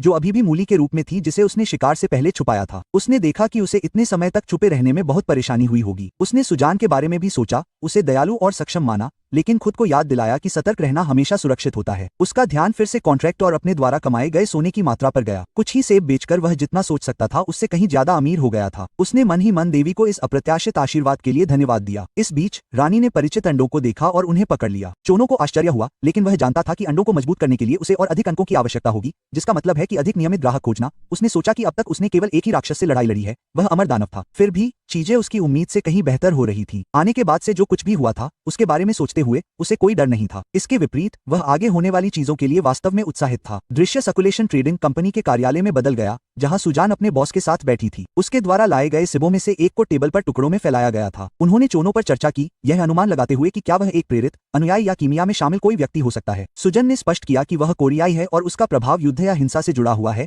या शायद वह किसी से संबद्ध नहीं है। उसके बॉस ने सिर हिलाया, यह बताते हुए कि सभी प्रेरित कोरियाई थे, इसलिए यह असामान्य नहीं था। उन्होंने टिप्पणी की कि चोनो जैसा कोई व्यक्ति जो एक लड़ाकू गुट में प्राणियों को पाल सकता है, समझ में आता है। सुजन ने कांपते हुए कहा कि केवल एक जंग लगी दरांती से उसने सैकड़ों अमर राक्षसों को काट डाला है, हमेशा उनके सिर पर निशाना साधता है। उसके बॉस ने एक एक करके सेब के टुकड़े खाए। यह सुझाव दिया कि चोनो तलवार चलाने में माहिर होने के लिए विकलांगों के साथ प्रशिक्षण ले रहा होगा और उसे उसकी रक्षा करने के बजाय उसे छिपाने पर ध्यान केंद्रित करने की सलाह दी। सुजान सहमत हो गई, लेकिन जैसे ही उसके बॉस ने सेब के आखिरी टुकड़े के लिए हाथ बढ़ाया, उसने उसका हाथ पकड़ लिया, जिससे डिपार्टमेंटल स्टोर को सेब बेचने के बारे में चर्चा के बीच में ही उसकी बात कट गई। वे आखिरी टुकड़े को लेकर मजाक में लड़ने लगे। फिर दृश्य चासो पर लौट आया, जो अंडों को आशीर्वाद देने के लिए अपने अंकों का उपयोग कर रहा था। उसने सोचा कि उसे किस तरह का परिचित लगेगा। उसने उसे एक बच्चे के रूप में संदर्भित किया। जैसे ही अंडा तेजी से चमकने लगा, उसकी सतह पर दरारें पड़ गईं, जिससे दोनों का ध्यान उसकी ओर गया। चेसो ने अंदाजा लगाया कि अंदर मौजूद प्राणी प्यारा या मेहनती होगा। करीब झुककर उन्होंने देखा कि खोल में एक तेज दरार के साथ प्रकाश की किरण फूटी। यह एक एसएसएस रैंक का परिचित धैर्यवान प्राणी था। टूटे हुए खोल से एक चूजा निकला। यह अपनी प्रजाति के हिसाब से असामान्य रूप से बड़ा था, रोएदार और चमकीली आंखों वाला, लेकिन फिर भी यह स्पष्ट रूप से एक चूजा ही था। चेसो उसे अविश्वास से देखता रहा। उसे यह तथ्य याद आ गया कि उसने इस अंडे पर 120,000 पॉइंट खर्च किए थे। उस कीमत के लिए उसे कुछ शानदार की उम्मीद थी, एक दिव्य जानवर, एक क्रूर संरक्षक, शायद एक पौराणिक प्राणी भी। इसके बजाय वह एक सामान्य बच्चे की तरह दिखने वाले एक प्राणी को देख रहा था। इस बीच चूजा इधर उधर घूमता रहा और देवी की ओर झुकने लगा, उसकी निराशा से बिल्कुल अनजान। उस पर निराशा छा गई। उसे एक विश्वसनीय साथी की उम्मीद थी जो उसकी योजनाओं में उसका साथ दे सके। इसके बजाय उसे केवल संभावित मुर्गी दिखाई दी। उसके मन में एक सूखा विचार आया कि अगर कुछ नहीं तो वह इसे पाल सकता है और बाद में खा सकता है। चिकन खाए हुए उसे बहुत समय हो गया था, फिर भी उसे निराशा का एहसास बना रहा। 120,000 पॉइंट खर्च करने के बाद भी केवल एक चूजा पाना उसे एक क्रूर मजाक जैसा लगा। अपने संदेहों के बावजूद उसने चूजे को एक नाम देने का फैसला किया, हालांकि उसने खुद को याद दिलाया कि उसे उससे बहुत ज्यादा लगाव नहीं रखना चाहिए। बैठकर उसने चूजे से अपना परिचय कराया और उसका नाम हैरी रखा। कुछ ही देर में चूजे ने एक और अंडे की ओर इशारा किया जो फटने लगा था। चानो ने उम्मीद की एक किरण के साथ उसकी ओर देखा। उसके चेहरे पर एक हल्की सी मुस्कान थी और वह मन ही मन कामना कर रहा था कि इस बार कोई मेहनती परिचित बाहर आए। जब खोल आखिरकार फटा तो एक छोटा सुअर का बच्चा दिखाई दिया जो शांति से बैठा था और खुशी से चिल्ला रहा था। 400 लेस दैन अन ग्रेटर दैन के चेहरे पर अविश्वास और हार मानने के भाव थे। बिना ज्यादा सोचे समझे उसने जल्दी से उस सुअर के बच्चे का नाम डोजी रख दिया। उसके अंदर निराशा बढ़ने लगी। वह समझ नहीं पा रहा था कि उसके सेवक जानवर उपयोगी साथी बनने के बजाय संभावित भोजन के रूप में क्यों पैदा हो रहे हैं। शक्तिशाली परिचितों को पाने का जो रोमांचक वादा था वह एक घोटाले जैसा लगने लगा था। तभी कुछ ऐसा हुआ जिसकी बिल्कुल उम्मीद नहीं थी। चूजा और सुअर दोनों ने देवी के सामने झुककर सम्मानपूर्वक प्रणाम किया। उन्होंने खुद को प्रचुरता की देवी के सामने उनके 10वें और 12वें पात्र के रूप में पेश किया। चूजे के कूल्हों पर अभी भी अंडे के छिलके के टुकड़े थे और सुअर के माथे पर एक टुकड़ा चिपका हुआ था। देवी उनके सामने एक चट्टान पर बैठ गईं। उनके चेहरे पर दुख था। उन्होंने स्वीकार किया कि बहुत समय हो गया है और उन्होंने उनसे क्षमा मांगी, इस बात का अफसोस जताया कि वह आखिर तक उनकी रक्षा नहीं कर पाई। चूजा उन्हें सांत्वना देने के लिए तुरंत आगे आया और जोर देकर कहा कि वे अपने कर्तव्य में विफल रहे हैं, वह नहीं। सुअर के बच्चे की आंखों में आंसू थे और उसने देवी को उसके असली रूप में वापस लाने में मदद करने का संकल्प लिया। देवी ने आभार व्यक्त किया, लेकिन तुरंत एक चेतावनी भी दी। उन्होंने बताया कि उन्हें अपने दूत के आसपास सावधान रहने की जरूरत है। वह अभी तक उनकी पहचान नहीं जानता था कि वे उसके जागीरदार हैं और अगर वह उन्हें बेकार समझता तो वह उन्हें बेच सकता था या खा भी सकता था। यह सुनकर चूजा और सुअर का बच्चा कांप उठे और चासो को एक खतरनाक नजर से देखने की कल्पना करने लगे। वह सोचने लगे कि उनके साथ क्या किया जाए। तब देवी ने उन्हें सलाह दी कि जब तक वह उससे बात करना नहीं सीख जाता तब तक वे उसके सामने अच्छे से पेश आएं। सुअर का बच्चा घबरा गया और सोचने लगा कि क्या देवी की चेतावनी सच हो सकती है। हालांकि चूजा आशावादी बना रहा और उसने आह भरी क्योंकि उसे लगा कि उनके दूत को कुछ समझ नहीं आ रहा है। दोनों ने मिलकर उस पर कड़ी नजर रखने का फैसला किया। अगली सुबह भी खेत में आम दिनों की तरह ही शुरू हुई। चासो ने अपनी दिनचर्या के लिए तैयार होकर कदम बढ़ाया और जाते जाते अमर राक्षसों का अभिवादन किया। एक एक करके उसने उनके सिर काटे, उन्हें सुप्रभात कहा और उन्हें अपने प्रिय ग्राहक कहा। जैसे ही वह अपना काम कर रहा था, हवा में कटने की तेज आवाजें गूंज उठीं और चूजा और सुअर का बच्चा अचानक जाग गए। नींद में डूबी चूजे ने पूछा कि इतनी सुबह इतनी आवाज क्यों हो रही है, जबकि सुअर का बच्चा आधी नींद में ही आवाज की नकल कर रहा था। जैसे ही उनकी आंखें खुली, वे दोनों घबरा गए जब उन्हें एहसास हुआ कि यह भयानक आवाज किसी राक्षस या आपदा की नहीं थी। यह तो चासो द्वारा अमर राक्षसों के सिर काटने की आवाज थी। जब अरी को एहसास हुआ कि चासो ने जिस हुनर का इस्तेमाल किया है उसे सिर काटना कहते हैं, तो उसके रोंगटे खड़े हो गए। दोजी ने गहरी सांस ली, उसकी आंखें पानी से भरी हुई थीं और वह डर से कांप रहा था। चासो ने जैसे ही एक राक्षस का सिर काटा, वह उनके पास आ गिरा। यह देखकर वे दोनों कांपने लगे। अरी को याद आया कि कैसे चोनो ने उन्हें एक दिन पहले देखा था, मानो वह अपने होंठ चाट रहा हो, और उसने दोजी को अपने विचार बताए थे। दोजी को यकीन नहीं हो रहा था कि उसे यकीन है या नहीं, लेकिन अरी को यकीन हो गया था। उसने कल्पना की कि चोनो हंस रहा है, लार टपका रहा है और लंबे समय बाद पहली बार चिकन खाने के बारे में सोच रहा है। यह सोचकर वह और भी घबरा गई। उसे लगा कि वह सचमुच उन्हें खा सकता है। बाद में एक हरे रंग के पैनल द्वारा पुष्टि किए गए अमर राक्षसों के खिलाफ एक सफल शिकार के बाद चोनो अपने दैनिक दिनचर्या में वापस आ गया। अचानक उसने अपने नीचे एरी और डोजी को देखा और पूछा कि वे कब आए। जहाजों ने अपने दूत का अति उत्साह के साथ स्वागत किया, अपनी भाषा में उसकी प्रशंसा और अभिवादन की बौछार की, हालांकि वह उन्हें समझ नहीं पाया। एरी डोजी की पीठ पर खड़ा था, उसके लिए एक तौलिया पकड़े हुए। चानो मुस्कुराया और तौलिया लेने के लिए एक घुटने पर बैठ गया। उसकी मुस्कान देखकर डोजी एक बार फिर डर से जम गया। चानो ने उन्हें गर्मजोशी से धन्यवाद दिया, उनके व्यवहार को विचारशील बताया और फिर खुद को तौलिया से पोंछ लिया। दृश्य चोनो में बदल गया, जो उदारता से भोजन दे रहा था। सुअर ने उसे उत्सुकता से स्वीकार किया, अपनी उत्तेजना को छिपा नहीं सका। एरी चुपचाप देख रही थी, अपने मन में सुअर को डांट रही थी, उसे लालची होने के बजाय दिखावे में रहने की याद दिला रही थी। चोनो स्पष्ट रूप से खुश था। उसने सुअर के बच्चे की स्वस्थ भूख की प्रशंसा की और उसे जितना चाहे उतना खाने और बड़ा होने के लिए प्रोत्साहित किया। दोजी को खाते देख चासो के मन में एक शरारती विचार आया। उसने सोचा कि क्या सुअर को फल खिलाने से सुअर का मांस स्वादिष्ट हो सकता है। अंगूर खिलाए गए सुअर के मांस को स्वादिष्ट बनाने के विचार से वह मुस्कुराया। अरी ने उसकी बात सुन ली और सुअर के बच्चे को डांटा और चेतावनी दी कि यह सेब की खुशबू वाले सुअर के पेट में बदल जाएगा। चासो ने अरी की ओर मुड़कर उसे सेब के टुकड़ों से भरी एक प्लेट दी। सेब की खुशबू से अरी के मुंह में पानी आ गया और उसे तुरंत लगा कि चासो ने सेब पर कम से कम 500 पॉइंट खर्च किए होंगे। इतनी रकम एक सामान्य प्रेरित पूरे दिन में कमा सकता है। वह घबराई हुई थी और उसने तय किया कि वह किसी जाल में नहीं फंसेगी। चासो ने गौर किया कि अरी को सेब पसंद नहीं है और वह दोजी से कहीं ज्यादा नखरेबाज है। जल्दी से सोचकर उसने अनाज का एक कटोरा रख दिया। अरी की आंखें चमक उठी और उसे लगा कि वह दोजी जैसी नहीं है और उसे फ्राइड चिकन में नहीं बदला जाएगा। फिर भी वह अपनी भूख को रोक नहीं पाई और जल्दी से अनाज खाने लगी। खेती का काम एक नियमित दिनचर्या में ढल गया। चासो के निर्देशन में दोजी ने मिट्टी जोती जबकि अरी ने काली फलियां बोई। धरती को जोता गया, पानी दिया गया और फिर देवी की शक्ति से आशीर्वाद दिया गया। यह प्रक्रिया इतनी तेज और कुशल थी कि चानो ने इसे 3 मिनट के एक छोटे से खेती के पाठ में बदल दिया, जिसमें दिखाया गया कि देवी के आशीर्वाद से सब कुछ कितना सरल हो गया है। उसने मन ही मन स्वीकार किया कि देवी की सहायता से काम बहुत आसान हो गया है। जब पहली फसल आई तो चासो ने देखा कि अरी काली चमकदार फलियों को घूर रहा है, स्पष्ट रूप से उनकी ओर आकर्षित हो रहा है। उसे आश्चर्य हुआ कि क्या चूजे स्वाभाविक रूप से चमकदार चीजों की ओर आकर्षित होते हैं, जबकि उसने खुद को याद दिलाया कि वे कौवे नहीं हैं। अरी को फलियां देने से पहले उसे याद आया कि पहली फसल हमेशा देवी के लिए आरक्षित होती है। देवी उत्सुकता से आगे बढ़ी, दोनों हाथों में फलियों से भरा कटोरा पकड़ा और तुरंत उन्हें खा गईं। चानो अभी भी इस बात से परिचित नहीं था कि देवी किस तरह से प्रसाद ग्रहण करती हैं। उसे यह बहुत अजीब लगा। बाद में जब चासो ने सबको खाने के लिए बीन्स दिए तो उसने बताया कि अब वे आलू और शकरकंद लगाएंगे। दोजी ने खुशी खुशी बीन्स चबाए और उनकी स्वादिष्टता की तारीफ की। चासो ने पिछली बार के खाने को याद करते हुए सिर हिलाया और कहा कि दोजी हमेशा भरपेट खाता है, लेकिन एरी हल्का खाना पसंद नहीं करती। चासो के कंधे पर बैठे हैमस्टर ने उसे एरी की तरफ देखने का इशारा किया और आखिरकार उसने भी अपनी भूख मिटाते हुए बीन्स खा लिए। खाना खत्म करने के बाद दोजी और एरी दोनों लेट गए और डकार लेने लगे, लेकिन एरी को यह डर सता रहा था कि अब उसका कुछ नहीं होगा। चासो अपने कंधे पर बैठे हैमस्टर को अंगूठा दिखाते हुए उन्हें इतना अच्छा खाते देखकर वाकई खुश हुआ। उसने भविष्य में उनके लिए और भी तरह की फसलें उगाने का संकल्प लिया। अचानक उसे याद आया कि उस दिन सेबों की बिक्री होने वाली है और वह सोचने लगा कि बिक्री कैसी चल रही है। इस बीच डिपार्टमेंटल स्टोर में तैयारियां लगभग पूरी हो चुकी थी। प्रदर्शनी तैयार थी, केवल सेब रखने बाकी थे। सुजुन के बॉस पीछे खड़े होकर भीड़ को देख रहे थे और सिर हिला रहे थे कि अभी तक किसी ने भी पहला कदम नहीं उठाया है। पैकेजिंग बहुत ही शानदार थी, जिस पर बड़े ही गर्व से एम्परर एप्पल लिखा हुआ था, जिस पर सोने की धूल छिड़की हुई थी और सजावट के लिए सर्दियों के पक्षी के पंख थे। प्रत्येक सेब की कीमत 200,000 ग्राम थी, जिससे संभावित खरीदार डरे हुए थे। फ्री सैंपल की अनुमति नहीं थी,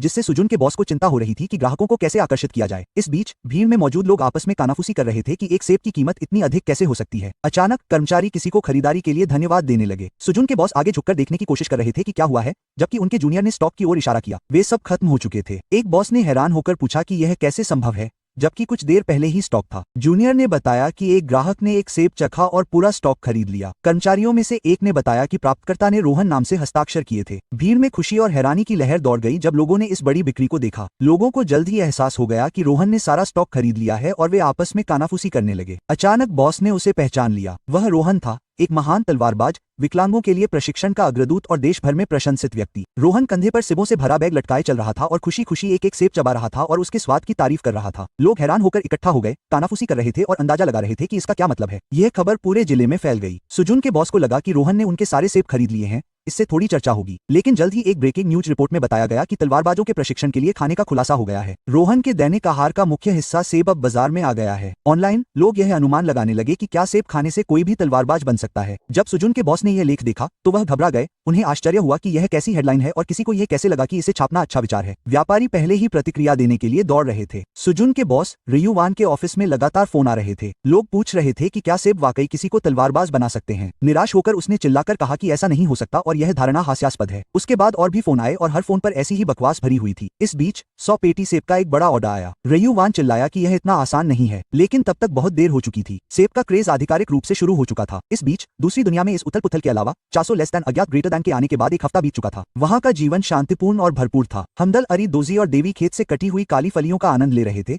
जबकि एप्रन पहने चासो ने कहा कि अब जब उनका भोजन तैयार हो गया है तो उसे भी अपना भोजन तैयार करना चाहिए। मेज पर बर्तन और ताजी सब्जियां करीने से रखी हुई थी। आलू और शकरकंद उठाते हुए चासो ने कहा कि ये सेब जितने ही स्वादिष्ट हैं। उसने आलू छीलने और सब्जियां काटने शुरू किए और ध्यान से सारी सामग्री तैयार की। जैसे ही उसने कढ़ाई में खाना पकाना शुरू किया, उसकी कला साफ झलकने लगी कि वह किस तरह से खाना बना रहा था और आंच को किस तरह से नियंत्रित कर रहा था। देवी और उसके साथी उसकी कला से प्रभावित होकर उसे देख रहे थे। सुआ का बच्चा दोजी चमकती आंखों से उसे देख रहा था और हवा में फैली स्वादिष्ट खुशबू से उसके मुंह से लार टपक रही थी। उसने बुदबुदाते हुए कहा कि यह खाना उनके लिए नहीं है और उन्हें याद दिलाया कि उन्होंने अभी अभी खाना खाया है, लेकिन सभी ने उसकी बात को पूरी तरह से अनसुना कर दिया। दोजी बड़ी बड़ी चमकती आंखों से विनती करता रहा और एक आह भरकर पीछे हटने से इनकार करता रहा। आखिरकार उसने हार मान ली और दोजी को एक निवाला दिया। सुआ के बच्चे ने बड़े चाव से सीधे उसके हाथ से खाना खा लिया। तभी अरे सुजान आ गई। उसने चोनों का अभिवादन किया और वह उसे देखकर वाकई खुश हुआ। उसके साथियों को देखते ही उसकी आंखें खुशी से चमक उठी। उसने कहा कि उसने सफलतापूर्वक सभी को सेने में सफलता पाई है, एक ऐसी उपलब्धि जिसने उसकी नजरों में उस दृश्य को 3 गुना अधिक प्यारा बना दिया। इस बीच तीनों परिचितों ने तुरंत देवी को घेर लिया, उसे बाहरी लोगों से बचाने और हर हाल में उसकी रक्षा करने का दृढ़ निश्चय किया। हालांकि चोनो दिखावे को लेकर बहुत चिंतित नहीं था और इस हंगामे के बीच शांत रहा। उसने सुजन लेस देन यूएन के ग्रेटर देन की टिप्पणी को स्वीकार करते हुए अपनी चौकसी बनाए रखी कि सभी परिचितों के सीने में सफलता मिली है और पूछा कि वह वहां क्यों आई है। सुजन ने प्रसन्न मुस्कान के साथ और स्पष्ट रूप से उत्साहित होकर कहा कि उसके पास एक अच्छी खबर है और पूछा कि क्या वह इसे सुनना चाहता है। चोनो ने अपनी बाहें पार की और ध्यान से सुना,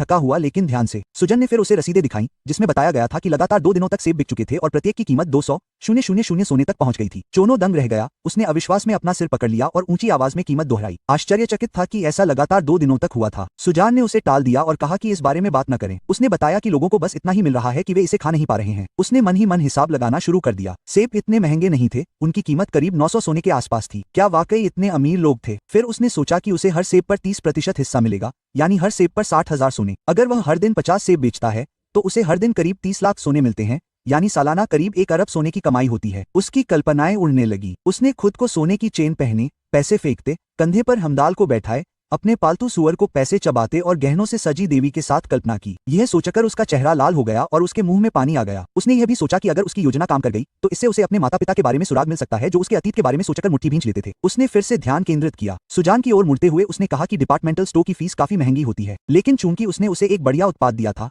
इसलिए वह यथासंभव कम कीमत पर मोल भाव करता। फिर उसने पूछा कि सम्राट सिबों का क्रेज कब तक बना रहेगा। उसने स्वीकार किया कि वह अपनी कल्पना को बर्बाद नहीं करना चाहता था, लेकिन 200,000 स्वर्ण पर बिकने की उम्मीद करना निश्चित रूप से अवास्तविक लग रहा था। हालांकि सुजुन ने तर्क दिया कि 10 लाख संभावित ग्राहकों के साथ प्रतिदिन केवल 100 सेब बेचने से भी व्यवसाय 27 वर्षों तक चल सकता है और समय के साथ वफादार ग्राहक भी बनते जाएंगे। चोनो ने फिर से पूछा, चिंतित था कि उसे बहुत अधिक ग्राहकों की उम्मीद नहीं थी। सुजन ने उसे आश्वस्त किया, ये कहते हुए कि उसे चिंता करने की जरूरत नहीं है, भले ही यह संख्या पृथ्वी के मानकों से बहुत बड़ी लगे। वहां का बाजार चीन के पैमाने पर था। इस बीच उसके परिचितों ने चुपचाप देवी को सुजन से छिपा कर रखा। फिर सुजन ने 400 लेस देन अज्ञात ग्रेटर देन में से एक का हाथ पकड़कर सुझाव दिया कि वह सेब का उत्पादन बढ़ाने पर विचार करें। चोनो ने पहले अन्य फसलों को आजमाने का प्रस्ताव रखा, यह दावा करते हुए कि वे सेबों की तरह ही स्वादिष्ट हैं। सुजिन हैरान रह गया, सेब से भी स्वादिष्ट कुछ हो सकता है। हैरान होकर उसने उसका हाथ बहुत कसकर पकड़ लिया, जिससे खून का दौरा रुक गया। उसी शाम चोनो ने एक टेस्टिंग सेशन रखा। उसने वजन के लिए माफी मांगी और उबले आलू से शुरू करके साधारण लेकिन पुरानी यादों वाली डिश पेश की। सुजान ने उन्हें चखा, उसकी आंखें चमक उठीं और उसने उनकी मिठास, नमक छिड़कने से बने मीठे और नमकीन मिश्रण,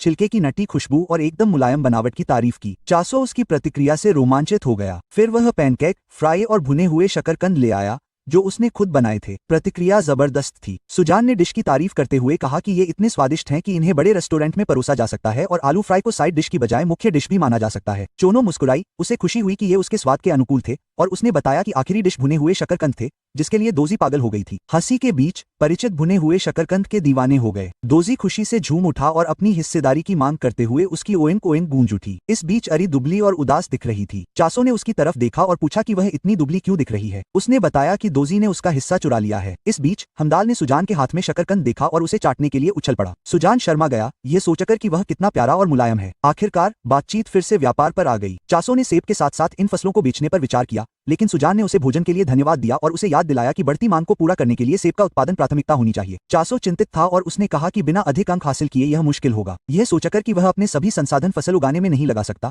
सुजान ने उसे आश्वस्त किया, उसके प्रयास की सराहना की और उसे अन्य फसलों के बजाय सेब पर ध्यान केंद्रित करने को कहा। उसने समझाया कि वह जानता है कि सभी प्रेरित कोरियाई थे और दुनिया की संस्कृति उससे काफी प्रभावित थी। वे वाकई इतने स्वादिष्ट भोजन को देखकर हैरान थे और अगर दूसरी फसलों की मांग होती भी तो वे उतनी ऊंची कीमत नहीं दिला पाती या सेब जितनी मुनाफा नहीं कमा पाती। उसने इस बात पर जोर दिया कि सेब की मांग बढ़ती रहेगी, जबकि उसके हाथों में दबा हमदाल वहीं खड़ा था और वह उससे अपनी स्थिति पर विचार करने की विनती कर रही थी। सुजान ने उसे प्रणाम किया और सोचा कि डिपार्टमेंट स्टोर में कमीशन ज्यादा होने और फसल काटने में की गई मेहनत के बावजूद उसने उसे खाना भी खिलाया। उसे चिंता थी कि कहीं वह उस पर ज्यादा दबाव न डाल दे। फिर चानो ने कहा कि वह एक दिन में 100 सेब दे सकता है। आश्चर्यचकित होकर सुजान ने पूछा कि क्या वह वाकई ऐसा कह रहा है। तभी सौदा पक्का हो गया। चोनो प्रतिदिन 100 सेब सप्लाई करेगा। उसने सोचा कि ऊंची कीमतों पर अड़े रहने की कोई जरूरत नहीं है, लेकिन फिर भी कोशिश करने लायक है। हमदाल को हाथ में लिए सुजान ने उसे दिल से धन्यवाद दिया। अगली सुबह चोनो ने अपने खेत को शांत संतोष के साथ देखा। उसके पीछे पीछे एरी और दोजी भी थे। चलते चलते दोजी ने सोचा कि क्या हर समय उसका पीछा करना सही है, खासकर तब जब वे कुछ कर नहीं सकते। अरी ने उसे डांटा और कहा कि बकवास करना बंद कर और अगर वे चानों पर नजर नहीं रखेंगे तो कौन रखेगा। उसने जोर देकर कहा कि वे इस कमजोर हैमस्टर को अकेले नहीं छोड़ सकते। उसके साथी शोर मचाते हुए उसके पीछे पीछे चल रहे थे और आपस में झगड़ रहे थे। चासो को आश्चर्य हुआ कि वे हर जगह उसका पीछा क्यों कर रहे हैं और क्या वे वास्तव में लड़ाकू हो सकते हैं। उन्हें देखकर उसे लगा कि साथी तो बस मुफ्तखोर नहीं हो सकते जो सिर्फ खाते हैं। फिर बिना किसी चेतावनी के एक भयानक दहाड़ ने शांतिपूर्ण सुबह को तबाह कर दिया। एक अमर दानव अरी और दोजी पर झपटा। चोनो ने झल्लाहट में अपना सिर थपथपाया और बुदबुदाया कि उसे खुद से नफरत है कि उसने उसने कुछ भी उम्मीद नहीं की और यह अच्छी बात है कि अमर दानव बहुत धीमा था। जैसे ही दानव दोजी के पास पहुंचा, सुआ का बच्चा घबरा गया और रोने लगा। चासो ने चिल्लाते हुए पूछा कि वह क्या कर रहा है और उसे हटने को कहा। यह जानते हुए भी कि वह दोजी को सीधे बचाने के लिए बहुत दूर था,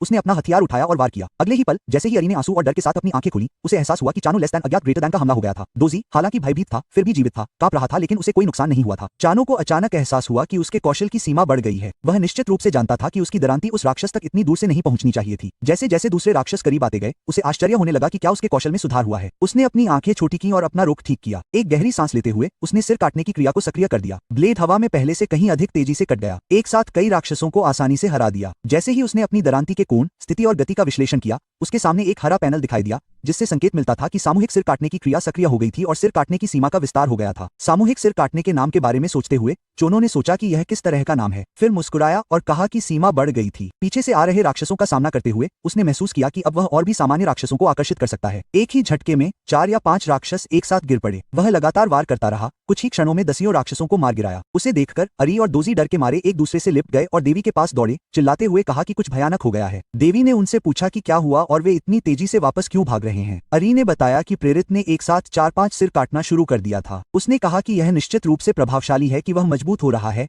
शायद उसके संचार कौशल को प्राथमिकता देना बेहतर होता। इस खबर ने देवी को चौंका दिया और बेचैन कर दिया। उसने अरी को शांत होने के लिए कहा, उसे याद दिलाया कि उसने उसे ऐसा कौशल कभी नहीं दिया था। अभी भी डरी हुई अरी ने स्वीकार किया कि वह ठीक से खा भी नहीं पा रही है। इसके विपरीत दोजी ने शांति से समझाया कि इस कौशल को सामूहिक विच्छेदन कहा जाता है और पूछा कि क्या यह देवी द्वारा दिया गया है। नाम सुनकर देवी भी डर से कांप उठी। देवी घबराई हुई थी और उसने दोजी और एरी को बताया कि उसने ऐसा हुनर पहले कभी नहीं देखा या सुना था। देवी को आश्चर्य हुआ कि क्या चेनसॉ वाकई कोई इंसान है या नरक से आया मौत का देवता या कुछ और, लेकिन तभी उसके दिमाग में झटका लगा और उसे अंदाजा हो गया कि क्या हुआ होगा। यह सुनकर दोजी ने सीधे सीधे दावा किया कि देवी ने ही चासो को यह हुनर दिया है। यह सुनकर एरी ने सुअर को लात मारकर दूर कर दिया और उसे बेवकूफ कहा और उसे चुपचाप खड़े होकर बस सुनने को कहा। उसके बाद हम देखते हैं कि सुअर गिर गया और एरी ने देवी को जारी रखने के लिए कहा। यह बताया गया कि प्रेरित हुनर बढ़ रहा था क्योंकि सिर काटना एक ऐसा हुनर था जो फसल काटने के हुनर को बदलकर बनाया गया था। यह पहले से ही पता था कि फसल काटने का हुनर उपयोगकर्ता के साथ बढ़ता है और क्षेत्र की कटाई संभव हो जाती है, जिसके परिणामस्वरूप कई फसलें काटी जा सकती हैं, जिसका मतलब है कि शायद सिर काटने का हुनर भी बड़े पैमाने पर सिर काटने के हुनर में विकसित हो गया था। यह सुनकर एरी और दोजी दोनों घबरा गए क्योंकि यह केवल प्रथम वर्ष के प्रेरितों के लिए ही संभव था और फिर भी वे ऐसा नहीं कर सकते थे। लेकिन चासो ने कुछ ही दिनों में ये कर दिखाया और इसलिए देवी जानती थी कि चासो एक डरावना बच्चा है, लेकिन फिर भी वह आभारी भी थी। यह सुनकर सभी देवी की कृपा से मोहित हो गए। उन्होंने मुस्कुराते हुए बताया कि भले ही चासो अपने राक्षस जैसे विकास के कारण डरावना लगता था, लेकिन उसकी बदौलत ही वे इस तरह बात कर पाए और सभी का पुनर्जन्म हुआ और वे फिर से तरोताजा हो गए। देवी ने एरी से वादा किया कि जैसे ही प्रेरित वापस आएगा वह उसे संवाद कौशल प्रदान करेगी ताकि चूजा ज्यादा चिंता न करे। एरी ने भी देवी से उसके बदसूरत पक्ष को दिखाने के लिए माफी मांगी, लेकिन तभी देवी ने देखा कि चासो हाथ हिलाते हुए वापस आ रहा है। देवी खुश हुई, लेकिन उसे नहीं पता था कि उसे पहले क्या कहना चाहिए। हालांकि वह जल्द ही अपने प्रेरितों से बात करना चाहती थी। वह सोच रही थी कि क्या उसे पहले परिचितों को अपने दिव्य जानवरों के रूप में पेश करना चाहिए। अचानक जैसे ही तीनों ने हमारे लड़के को पकड़ा, उसे सूचना मिली कि प्रचुरता के देवता चासो को एक नया कौशल प्रदान कर रहे हैं। वह जानती थी कि प्रेरितों के मार्ग को सीमित करना दुनिया के नियमों के विरुद्ध है, उन्हें खुद निर्णय लेना था। इसलिए देवी ने उसे कौशल चुनने के लिए 2 विकल्प दिए, प्रचुरता का वादा और संचार। यह सोचकर कि यदि चासो उसका प्रेरित है तो वह संचार को चुनेगा, उसने योजना बनाई। वह उसे लड़ाई से दूर रहने के लिए कहेगी क्योंकि यह खतरनाक है। सबसे पहले वह उसे धन्यवाद देगी कि उसने उसे चुना जबकि उसका इतना कम प्रभाव था। हम देखते हैं कि लड़के ने कौशल चुना और जैसे ही उसकी पसंद के आधार पर चयन समाप्त हुआ, उसे प्रचुरता का वादा प्राप्त हुआ। यह सुनकर देवी अभी भी मुस्कुरा रही थी, उसे समझ नहीं आ रहा था और फिर उसका चेहरा पीला पड़ गया। हम एक बार फिर घटना की शुरुआत में फ्लैशबैक में आते हैं। हम देखते हैं कि चासो सोच रहा था कि क्या चुने। उसे नहीं पता था कि प्रचुरता का वादा क्या करता है, लेकिन संचार कौशल उसे जानवरों और पौधों से बात करने देगा। लेकिन फिर उसने सोचा कि अगर उसने ऐसा किया तो अरी को धोखा दिया जाएगा और वह उससे पूछेगा कि वह चूजों का भरोसा कैसे तोड़ सकता है। दोजी के लिए भी यही था। सुअर और वह विशाल पेड़ चासो को परेशान कर रहे थे। पेड़ पर दिन में 100 से ज्यादा बार सेब लग रहे थे और अब उसके कंधे सचमुच गिर रहे थे। लड़का डर गया, ये सोचकर कि यह सब कल्पना करने से नहीं होगा और चूंकि एक कहावत भी है कि अज्ञान ही सुख है, इसलिए उसने संवाद न करने का फैसला किया। जबकि देवी चमकती आंखों से अपने दूत को देख रही थी, उसने प्रचुरता का वादा चुना और अब तीनों प्राणी रो रहे थे, ये जानते हुए कि वे अब कभी संवाद नहीं कर पाएंगे। जबकि चासो सोच रहा था कि अचानक सब उदास क्यों हो गए। उसने अभी के लिए कौशल पर ध्यान केंद्रित करने का फैसला किया। अब उसे प्रचुरता के वादे के साथ साथ सिर काटना था। चूंकि कोई स्पष्टीकरण नहीं था, चानो जानता था कि यह प्रणाली दोषपूर्ण थी और उसने सोचा कि प्रचुरता की देवी से वादा क्या हो सकता है। उसने तुरंत एक विशाल सेब लिया और वादा किया कि वह सेब देवी को अर्पित करेगा। फिर जैसे ही चैनसो ने देवी को सेब दिया, वो तुरंत पीछे हट गई और मुंह बनाकर मुंह बना लिया। लेकिन जैसे ही लड़का नाराज हुआ, हम देखते हैं कि उसे सेब के लिए कुछ और बीज मिल गए, क्योंकि सिस्टम ने उसे बताया था कि स्किल के हिसाब से इस्तेमाल किए गए पॉइंट्स को जोड़कर वापस कर दिया जाएगा। चैनिसो को पता चल गया कि उसे बस अपना वादा निभाना है, और अगर देवी ने नहीं भी खाया तो भी उसे पॉइंट्स वापस मिलेंगे, क्योंकि उसका वादा पूरा हो गया था। ऐसा लगा जैसे उसे कोई मिशन दिया गया हो। उसने वादा भी किया कि वो हमदाल के गाल पर चुटकी काटेगा, और हुआ भी ऐसा ही। पॉइंट्स एक बार फिर अंदर चले गए। जब हैमस्टर लड़के के चेहरे पर मुक्का मार रहा था तो चोनो ने सोचा कि क्या उसे एक बार और कोशिश करनी चाहिए। चानो ने वादा किया कि वो दोजी का पेट बना देगा, और ये सुनकर एरी हैरान रह गया। उसे लगा कि उसके दोस्त का क्या होगा, लेकिन फिर चानो ने अपनी बात पूरी की और वो सेब पूरे खाने वाले सुअर को देने लगा और मुस्कुराया। लेकिन जब पॉइंट वापस नहीं आ रहे थे तो चासो को आश्चर्य हुआ कि क्या यह एक बग है और सिस्टम उन्हें रिकॉर्ड नहीं कर रहा है। फिर उसे एहसास हुआ कि छोटे सुअर का पेट अभी भी नहीं भरा था, जबकि लड़के ने उसे खाने के लिए 10 से ज्यादा सेब दिए थे। खिलाने में वापस करने से ज्यादा खर्चा आ रहा था, और हमारे लड़के ने सोचा कि उसे रुक जाना चाहिए, भले ही प्रिंसिपल थोड़ा नशे में हो। लेकिन अचानक कोई चासो की तरफ दौड़ता हुआ आया और हमने देखा कि वह और कोई नहीं बल्कि सुजुजान थी, जो इतनी दौड़ के बाद हाँफ रही थी। चासो को आश्चर्य हुआ कि वह महिला एक ही दिन में वापस कैसे आ गई और क्या कुछ गड़बड़ है। सुजुजान ने चासो से कहा कि सवालों के लिए समय नहीं है और उसे जल्दी से ब्लॉक पर कब्जा करके उसकी रक्षा करनी होगी। चासो थोड़ा संशय में था कि क्या कोई हमला करने वाला है, और सुजुजान ने सहमति जताते हुए कहा कि हो सकता है, क्योंकि सम्राट सेब की लोकप्रियता इतनी बढ़ गई है कि उन्होंने प्रति व्यक्ति एक ही खरीदने की सीमा तय कर दी है। लेकिन फिर भी 5000 लोगों ने पहले ही बुकिंग करा ली थी। चासो लेस दैन अज्ञात ग्रेटर दैन की आंखें फटी की फटी रह गईं जब उसने यह नंबर सुना, और हम डॉल को भी यकीन नहीं हुआ। सुजान ने बताया कि लोगों को इसकी परवाह नहीं थी कि उन्हें यह नंबर कब मिला। वे चाहते थे कि डिपार्टमेंटल स्टोर आते ही उन्हें भेज दे। इस वजह से हो सकता है कि हमलावर सेब और ब्लॉक को निशाना बनाकर चासो लेस दैन अज्ञात ग्रेटर दैन के घर की ओर धावा बोल दें। चूंकि यह इलाका बाहरी इलाका था, इसलिए वहां अपराध को रोकना संभव नहीं था। अगर उचित सुरक्षा होती तो शायद स्थिति अलग होती, लेकिन चीजें इतनी आसान नहीं थी। यह सुनकर चासो ने मुड़कर देखा कि उसके पास केवल प्रचुरता की देवी ही सहारा है, और अगर वह हार गया तो वह न केवल देवी को बल्कि पूरी समृद्धि को भी खो देगा। सुजान ने सुझाव दिया कि चासो को कम से कम ब्लॉकों पर कब्जा करके गेट लगाना चाहिए। लड़के को यह बात समझ में आ गई। उसने समझाया कि उन्हें आसपास के ब्लॉकों पर कब्जा करके छलावरण के लिए ठिकाने बनाने चाहिए। इस तरह सुजान की दूरी भी कम हो जाएगी और वह उनकी भी रक्षा कर सकेगी। लड़की को भी एहसास हुआ कि यह एक अच्छा विचार है, क्योंकि अगर वे ब्लॉकों पर विजय प्राप्त करते हैं और गेट बनाते हैं तो आवागमन टिकट प्रतिबंध भी गायब हो जाएंगे। लेकिन चानो को अभी भी आश्चर्य था कि इतने सारे आरक्षण क्यों जमा हो रहे थे। यह बिल्कुल भी सामान्य स्थिति नहीं थी। सुजान को आश्चर्य हुआ कि चासो को यह नहीं पता था, और उसने समझाया कि सम्राट सेब के प्रभाव के कारण पूरे ब्लॉक में अराजकता थी। चानो को आश्चर्य था कि प्रभाव क्या है, और महिला ने समझाया कि ऐसी अफवाहें थी कि सम्राट सेब खाने से कौशल दक्षता तेजी से बढ़ती है, बीमारियां ठीक होती हैं, बीमारी से बचाव होता है, त्वचा साफ होती है, थकान दूर होती है, दांत सफेद होते हैं, वजन कम करने में मदद मिलती है और याददाश्त में सुधार होता है। यह अफवाह थी। चोनो अंदर और बाहर चिल्ला रहा था, सोच रहा था कि क्या सुजान मजाक कर रहा है, क्योंकि अगर यह सच है तो उन्हें सेब को रामबाण नाम का एक पौराणिक फल कहना चाहिए। सुजान भी निराश हो गई, ये जानते हुए कि यह झूठ साबित हुआ। हालांकि उसे कुछ उम्मीद थी, फिर भी यह निराशाजनक था। लेकिन दूसरी ओर लड़के को आश्चर्य हुआ कि यह कैसे संभव हो सकता है। उसने पहले ब्लॉकों पर विजय प्राप्त करने और बाद में सोचने का फैसला किया। लेकिन सुजान हताश आंखों से चासो से पूछता रहा कि क्या यह सच है। जब लड़का घबरा गया तब भी उसने इनकार कर दिया और कहा कि ये सिर्फ सेब हैं और कुछ नहीं। जैसे जैसे दृश्य बदलता है, हम वास्तविक दुनिया में शहर के अस्पताल में आते हैं, जहां हम देखते हैं कि रोहन अंदर जाता है और कोई उसका पीछा कर रहा है, जो उसे देखकर सोचता है कि आज उसे जरूर कोई खजाना मिल गया है। कमरे के अंदर एक बहुत ही सुंदर आदमी एक गोली के साथ लेटा हुआ था। उसका नाम होंग था, जो एक महान कीमियागर था। वह सोच रहा था कि रोहन को कितनी देर तक रहना है। रोहन ने तुरंत अस्पताल का उपहार साइड टेबल पर रख दिया और कुछ नहीं बोला। लेकिन होंग हैरान था, क्योंकि उस दिन उसे छुट्टी देनी थी। खैर, उपहार खोलते हुए होंग ने सोचा कि क्या यह वही सेब है जो काल्पनिक था। रोहन को विश्वास नहीं हो रहा था कि कीमियागर को इसके बारे में पता था। लेकिन होंग ने समझाया कि यह वही सेब है जो रोहन कुछ रहस्यमयी चीज खोजने के बाद लाया था। यह सुनकर रोहन को एहसास हुआ कि अफवाह हर जगह फैल चुकी है। उसने सीधे तौर पर सब कुछ नकार दिया और होंग से कहा कि यह सब बकवास है। कीमियागर जानता था कि उसका दोस्त ऐसा ही कहेगा, लेकिन जैसे ही उस आदमी ने सेब का एक निवाला लिया, उसे तुरंत ही उस फल की दिव्य सुगंध का एहसास हुआ, जिसने रोहन को बता दिया कि यह अद्भुत है। ऐसा लगा जैसे सेब के अंदर हर स्वाद और पोषण भरपूर मात्रा में भरा हुआ है। होंग ने सोचा कि क्या दूसरे सेब भी इतने ही स्वादिष्ट होंगे और उनके स्वाद में क्या अंतर होगा। लेकिन हम देखते हैं कि रोहन सेब खा रहा था और मुंह भरकर सोच रहा था कि क्या वह कोई खाना पकाने का देवता है जो उससे ऐसे सवाल पूछे जा रहे हैं। होंग ने महसूस किया कि रोहन की इंद्रियों के बावजूद भी यह पता लगाना मुश्किल है कि लोग इसे कैसे उगा सकते हैं। विशेष उर्वरक का उपयोग करने पर भी सभी सेबों का स्वाद और सुगंध दोनों बढ़ाना संभव नहीं था। जब लड़के ने देखा कि रोहन एक एक करके सभी सेब खा रहा है, तो वह अपने दोस्त पर चिल्लाया और पूछा कि अगर वह खुद खाना चाहता है तो वह उपहार में मिले सेब क्यों खा रहा है और उन्हें क्यों लाया है। लेकिन रोहन ने शांति से उत्तर दिया कि अगर होंग को सेब इतने ही चाहिए थे तो उसे जल्दी से खा लेना चाहिए। हांग अब बहुत नाराज था। उसने रोहन से कहा कि उसके पास समय या पैसे की कमी नहीं है और वह इसे अपने पैसे से खरीद लेगा। लेकिन जब उसने प्रतिनिधि को फोन किया तो उसे बताया गया कि फिलहाल बुकिंग बंद है। हांग दुगुनी या तिगुनी कीमत देने को तैयार था, फिर भी प्रतिनिधि को समझाने की कोशिश करने पर उसे मना कर दिया गया और कॉल कट गई। इस बीच रोहन ने बस एक आत्मसंतुष्ट चेहरा बनाया, ये जानते हुए कि क्या हुआ था। उसने हांग से कहा कि उसके पास भी पैसे और समय दोनों हैं, और सबसे महत्वपूर्ण बात, वह जगह जानता है। हांग ने देखा कि रोहन ने सेब पूरी तरह से खा लिए थे और उसकी ओर एक तकिया फेंका। ये सोचकर कि क्या वह ऐसा करने के लिए सच्चा दोस्त भी है, जबकि रोहन ने उसे बस इतना कहा कि यह उसकी गलती थी कि उसने जल्दी से खाना नहीं खाया। इस बीच फोटोग्राफर ने एक तस्वीर खींची और उसे प्रसारित किया। अगले दिन यह अफवाह फैल गई कि सम्राट के सेब को खाने के तुरंत बाद ग्रैंड एल्केमिस्ट होंग को छुट्टी दे दी गई। यह हेडलाइन बन गई, सम्राट के सेब ने एल्केमिस्ट के साइड इफेक्ट को भी ठीक कर दिया। वाकई रामबाण। इस बीच हम देखते हैं कि डिपार्टमेंटल स्टोर का मालिक अखबार पढ़ रहा था, यह जानते हुए कि वह पहले से ही झूठी अफवाहों के कारण बहुत व्यस्त था।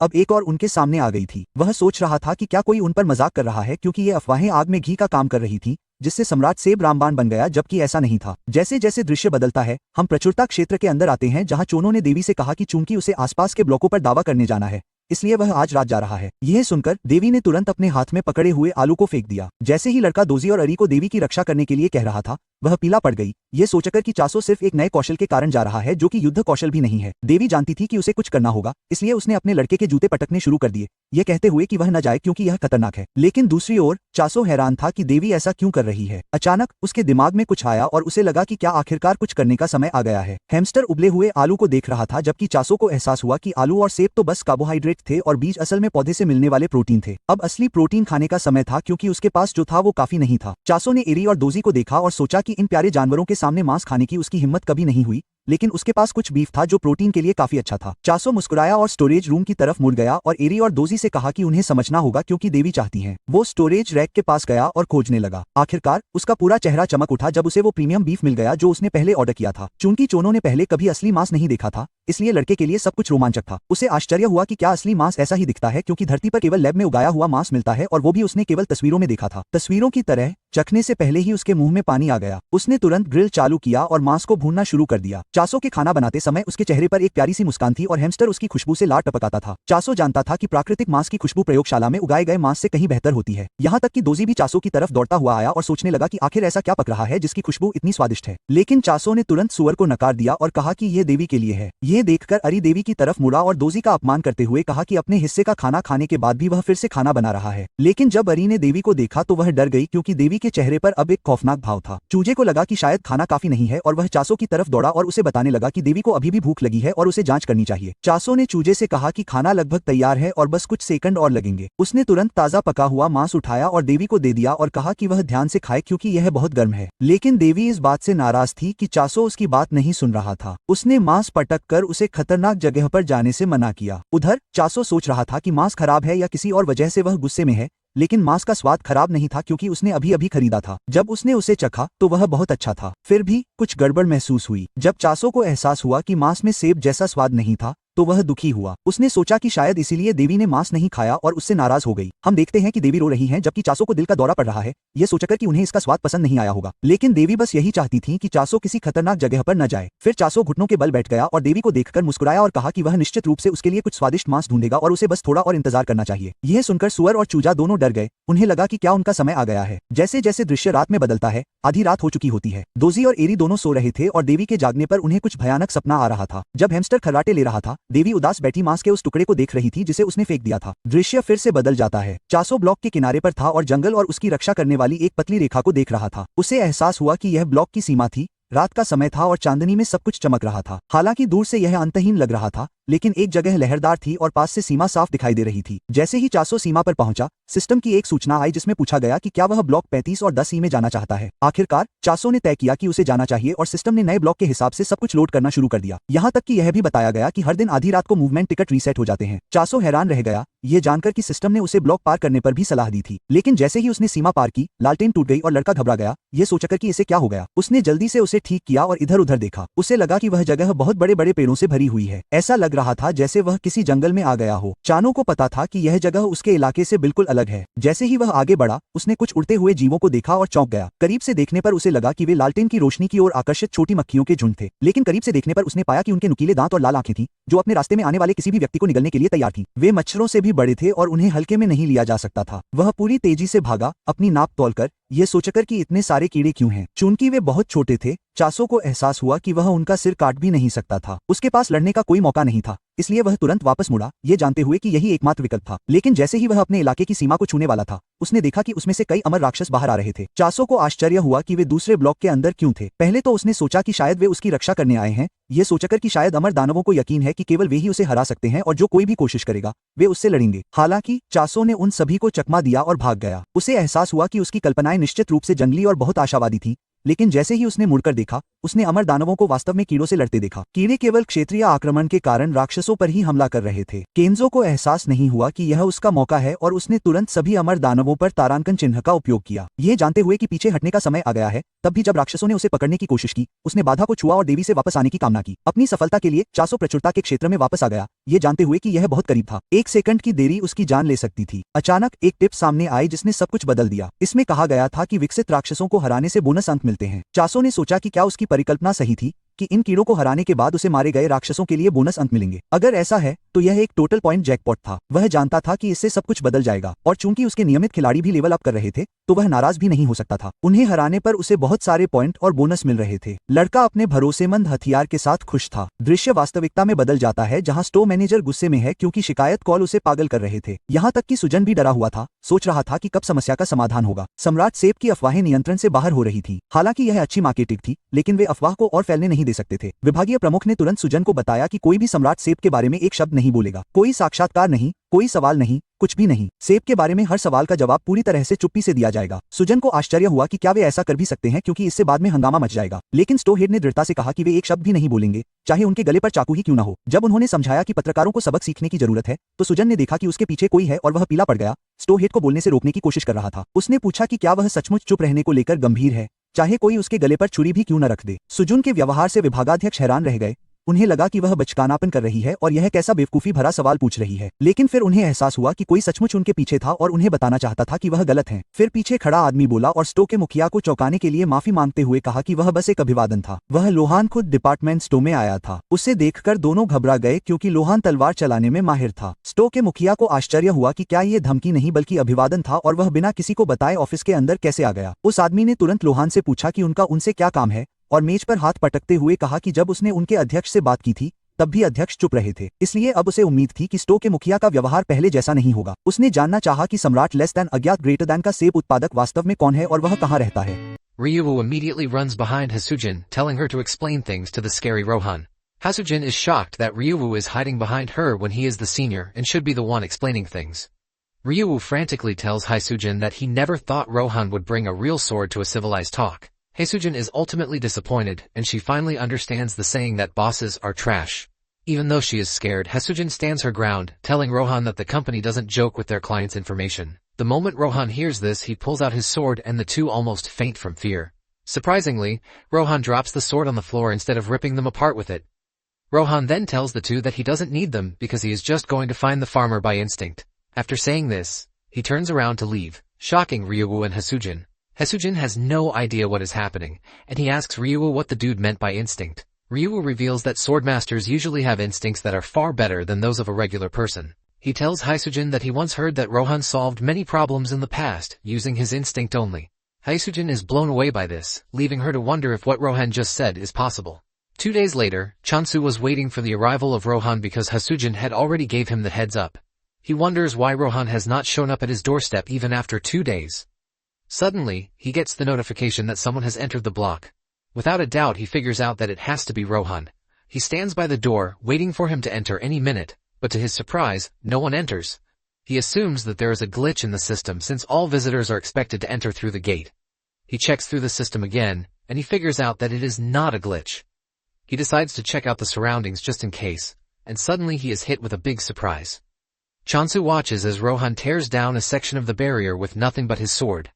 Just the sight of Rohan sends chills down his spine, and Rohan walks up to him, asking him if he is the apple cultivator. Chansu tries to hide his nervousness by welcoming Rohan the best way he can. Rohan goes straight to the point, telling Chansu that he is there to buy apples. Chansu is shocked by the sudden request, and he asks him how many apples he plans to buy.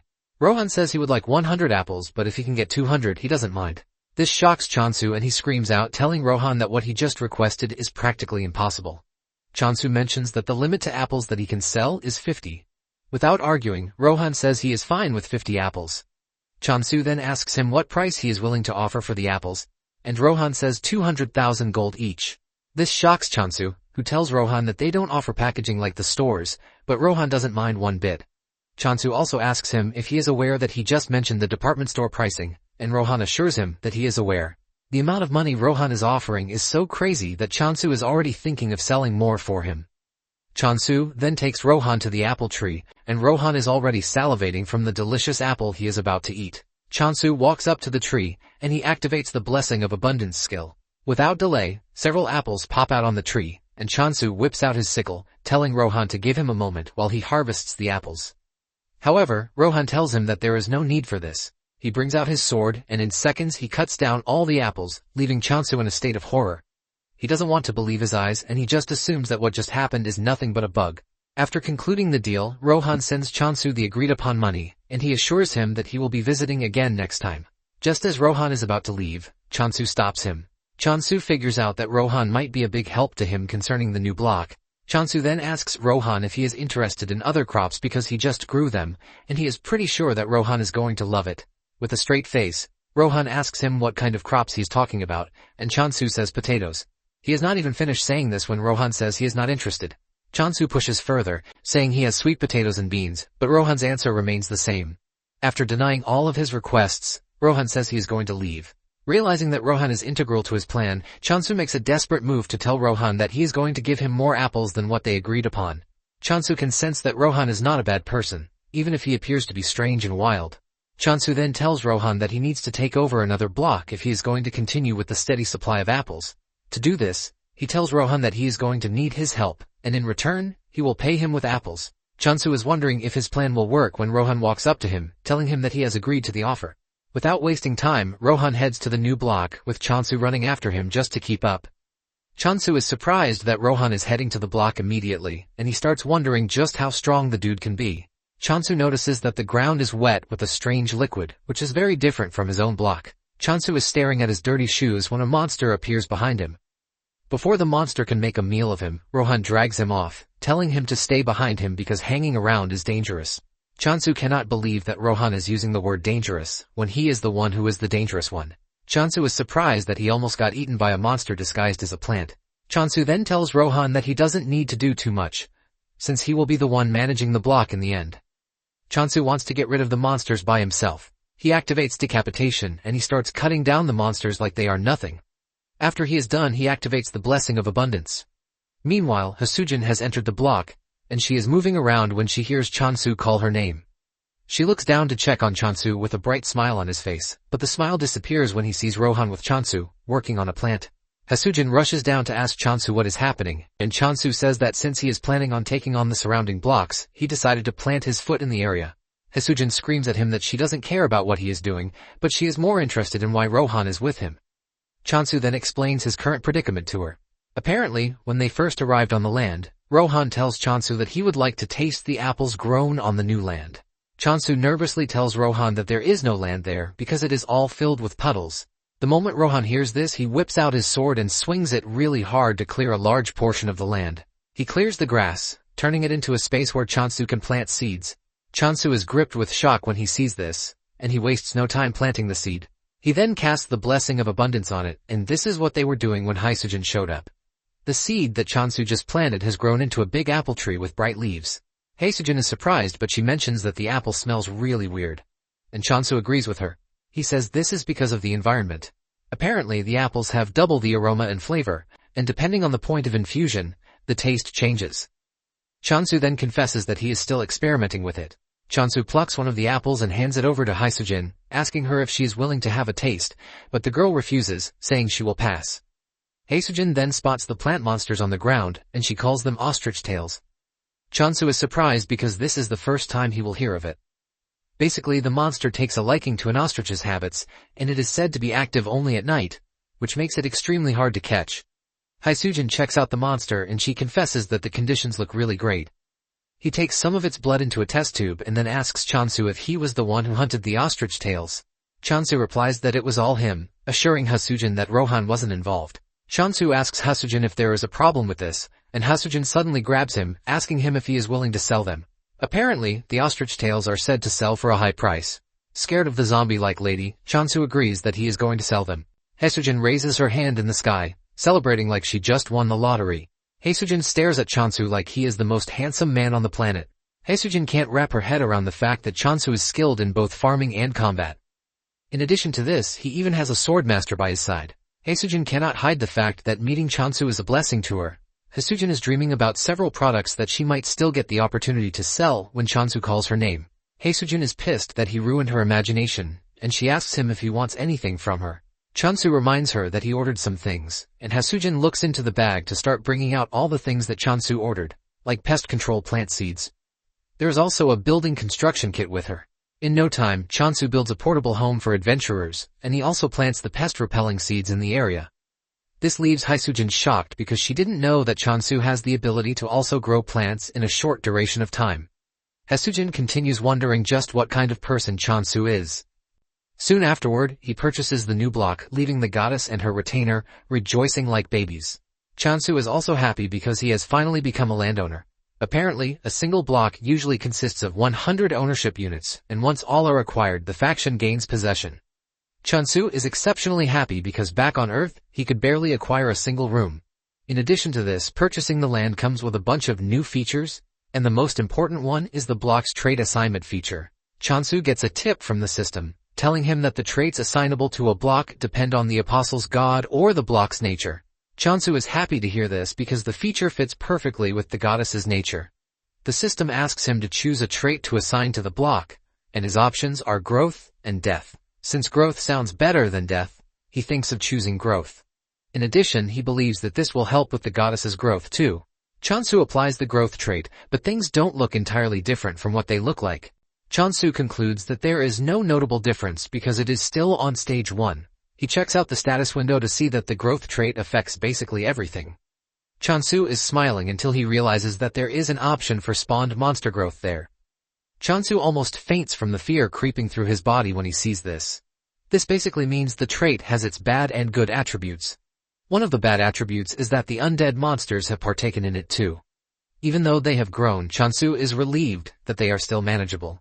Chansu heads out as usual to take on monsters, and he easily takes them down as usual.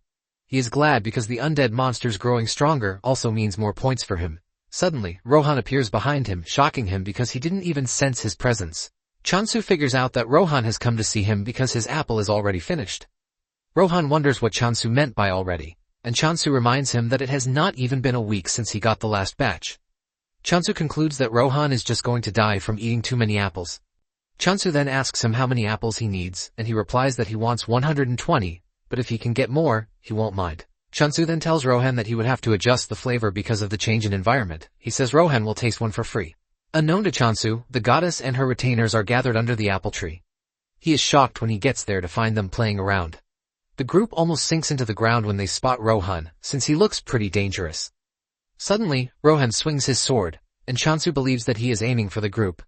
He dives to protect them, but in the end, Rohan was just aiming for the apples. Chansu believes that Rohan has not sensed the presence of the goddess, since he called them familiars. Just then, Rohan says he can sense the growth trait on the block, and because of this, he would like to stay and train, but he assures Chansu that he is going to pay. Chansu becomes interested when he hears that Rohan is willing to pay, and he asks him how much he is offering. Rohan smiles while telling him the amount of money he is ready to throw out. This sends Chansu into a state of ecstasy, and he immediately shakes Rohan's hand, welcoming him as his esteemed customer. Rohan asks him if he thinks his request is possible, and Chansu says yes. However, he wants to know if the environment will not be torn in half, and Rohan assures him that it won't. Chansu also asks if things will suddenly explode out of nowhere, but Rohan assures him that he has nothing to worry about. Chansu then tells Rohan that he doesn't have the power to manufacture monsters, since he doesn't even have lots of points to spare. Rohan lets him know that he doesn't need his help to sort out monsters because all he needs is the space in the corner. Chansu is surprised to hear that this is all Rohan needs. Chansu has no issues with this, but he tells Rohan that there is something else he wants aside from money. Chansu lets out his heart, saying he would like Rohan to be his guard. Since the world they are living in is prone to being in danger every time, Chansu thinks it would be better for Rohan to protect. After all, Rohan is one of the best swordsmen out there. Rohan replies that he will consider Chansu's offer if he can enhance the growth effect. Chansu is glad to hear this, and he assures Rohan that he is going to enhance the growth rate by 50,000 points every day. In addition, he's willing to provide 10 apples daily. Rohan is more concerned about the apples, and he asks if they can be purchased differently. Chansu then assures him that he doesn't have to worry about the apples. Meanwhile, Doji and the others are shaking in fear because it seems Rohan will now be staying with them. On the other hand, Chansu thinks the familiars will be happy because they have a swordsmaster protecting them. Chansu turns around to see a different reaction from the group. Rohan also sees this, but Chansu lies, saying the group is only shy because he is new. Chansu tries to get them to become familiar with Rohan, but the group runs away instead. Chansu cannot believe his eyes, but he moves past the embarrassing moment to tell Rohan his first request. Later on, the two are inspecting the other block when Rohan senses something behind the brushes. They walk over to check it out, only to find a cat lying there. Chansu is surprised because he wasn't expecting any other animals like Hamstall to be in the area. Because of how relaxed the cat looks, Chansu believes that it is not dangerous, and before Rohan can stop him, Chansu walks up to the cat to pet it. The cat wakes up to see an ugly face standing over it, and it jumps away like it just saw a ghost. The cat hisses at Chansu, which almost sends a chill feeling down his spine. The status window then informs Chansu that the cat is actually the Apostle of Negation, and it has declared war on his block. Chansu is shocked that the Apostle declared war on him just because he patted it a bit. With tears in his eyes, he asks Rohan if the cat is the Apostle of Negation because it has declared war on him. But Rohan believes that the dude is saying trash. Chansu suspects that the cat is mad because he was touched without permission. Chansu walks over to the cat to try to settle their differences while wondering why he has to fight a little cat. Just then Rohan shocks him, telling him that he won't be fighting the cat. Rohan says the apostles he will be fighting will appear through the block's border very soon. Surprisingly, Rohan says they will be human. Chansu is shocked to hear this because it was easy for him to kill monsters, but humans are a different story. As if Rohan knows what he is thinking, he tells him that he is free to kill Negation. Rohan lets Chansu know that they have the option to resurrect at the temple. Chansu is shocked to hear this, and he asks Rohan if he is talking about a checkpoint, and Rohan says yes. Chansu considers this an unfair advantage because he and his group don't have the luxury of just getting a second chance if they mess up. Negation apostles, on the other hand, can act recklessly and not suffer the consequences that come with it. Chansu is hyped for the battle, since he is at a disadvantage, and he asks Rohan if he is going to help him with the battle ahead. Rohan replies that he is willing to help if he can. Just as predicted, a group of Negation-loyal monsters and human apostles appear in the block. One of them holds a megaphone in his hand, and he makes a loud announcement telling Chansu to show himself. At the alchemy headquarters, Hasujin has taken the ostrich tail sap for examination. She is thinking about just how impressive Chansu is. She believes that Chansu is strong the way he is with the help of an artifact. Apparently an artifact is a divine item that is created for those close to a god. Sometimes it is formed from remnants of a dead god, which in turn grants the user the opportunity to use the god's power. After thinking this through, Hasujin doesn't think Chansu is using an artifact because they are hard to use unless they match the deity's nature. Hasujin is thinking about the future possibilities of things when Unsu rushes into the room. Hasujin is shocked and even more shocked when Unsu starts walking toward her. Unsu has the ostrich tail sap with him and he screams at Unsu asking him where he got the sap from. The question shocks Hasujin, but without a doubt, she knows that something crazy is about to happen again. Back at Chansu's block, the apostles urge him to step out before they get tired of searching for him. Unknown to them, Chansu and Rohan are hiding in the nearby bushes. Chansu wonders why the dudes are acting recklessly, and he asks Rohan if he thinks this is because they can resurrect even if they die. Rohan confirms this, saying they are probably acting that way due to the chances of getting resurrected. Even though they have little time to engage the enemies, Chansu is relieved to have Rohan at his side. He is basically putting all of his faith in Rohan. Just then, Chansu steps out of his hiding place, holding his sickle. The apostle stares at Chansu like he is some kind of weakling, and he tells him to bring him apples. Another dude makes fun of Chansu, telling him that he is outnumbered and that he has no chance against them. However, the team starts getting nervous because they can't see Chansu do anything, which is pretty weird. After some minutes of silence, Chansu finally speaks out, telling the apostle that he is nothing but trash and that he is not worth worrying over. Chansu is confident that he has the swordsmaster backing him, and before the negation dudes will have to get the chance to do something crazy, Rohan would have dealt with them. The apostle is pissed by this, and he gives Chansu one more chance to surrender the emperor apples. Chansu retorts, telling him to head to the department store if he really wants to eat apples. The apostle is overtaken with rage because of Chansu's big mouth, and he asks him if he can handle the consequences of his arrogance. Chansu further breaks the dude's ego by telling him to go ask his mother all the trash questions he is asking him. Chansu's words hit the dude at the spot where he wants, and he angrily tells his subordinates to kill Chansu. At the alchemy office, Unsu is pestering Hasujin about where she got the sap. Hasujin feels like telling him, but she mentions that customers' information is confidential. Unsu then tells her that he only asked because of the labor fee. Unsu comes clean, saying the ostrich tail sap that Hasujin brought has a higher purity percentage than the regular ones, which is always hard to maintain their purity level. Unsu brings out a contract sheet and hands it over to Hasujin, asking her if she can continue supplying them with the sap. Hasujin replies that she might have to ask the cultivator first, and Unsu suggests that they sign a provisional contract. Unsu is happy to hear this, and he lets Hasujin know that whoever is responsible for the sap will always be welcome to the alchemy department. Back to the standoff between Chansu and the Negation Apostles, the lead apostle notices that Chansu is pretty calm for someone who is outnumbered. He wonders why Chansu is so confident, and on the other hand, Chansu is thinking of how he is going to take down the skeletons approaching him. As the skeletons rush toward him, Chansu activates the mass decapitation skill, and he wipes out the entire skeleton team in one fell swoop. The apostle is surprised to see his subordinates flying in the air like they are feathers. Chansu piles on the misery by telling the apostle that his subordinates are quite weak. Chansu stands above the bones, asking the apostle if he is ready to surrender. However, the apostle is not about to lose to some derated farmer. The apostle brings out an orb, and using the orb, he summons a giant monster called Heracles. Heracles looks absolutely terrifying with a lion's head attached to his left shoulder. Instead of running off in fear, Chansu still finds a way to trash-talk the apostle, telling him that he is very bad at giving names. The apostle laughs at Chansu, telling him that he is about to regret his actions because Heracles is a weapon worth lots of money. The apostle then orders Heracles to go after Chansu. Heracles swings his giant punch, but he easily dodges it. Before Heracles can make another move, Chansu swings his sickle at him and sends him to the heavens in just one strike. Heracles crashes to the ground, shocking the apostle, who was already boasting of how strong Heracles is. The apostle cries in pain, saying Heracles is a monster he has been putting together for the past 10 years, and Chansu took it down, like it's nothing.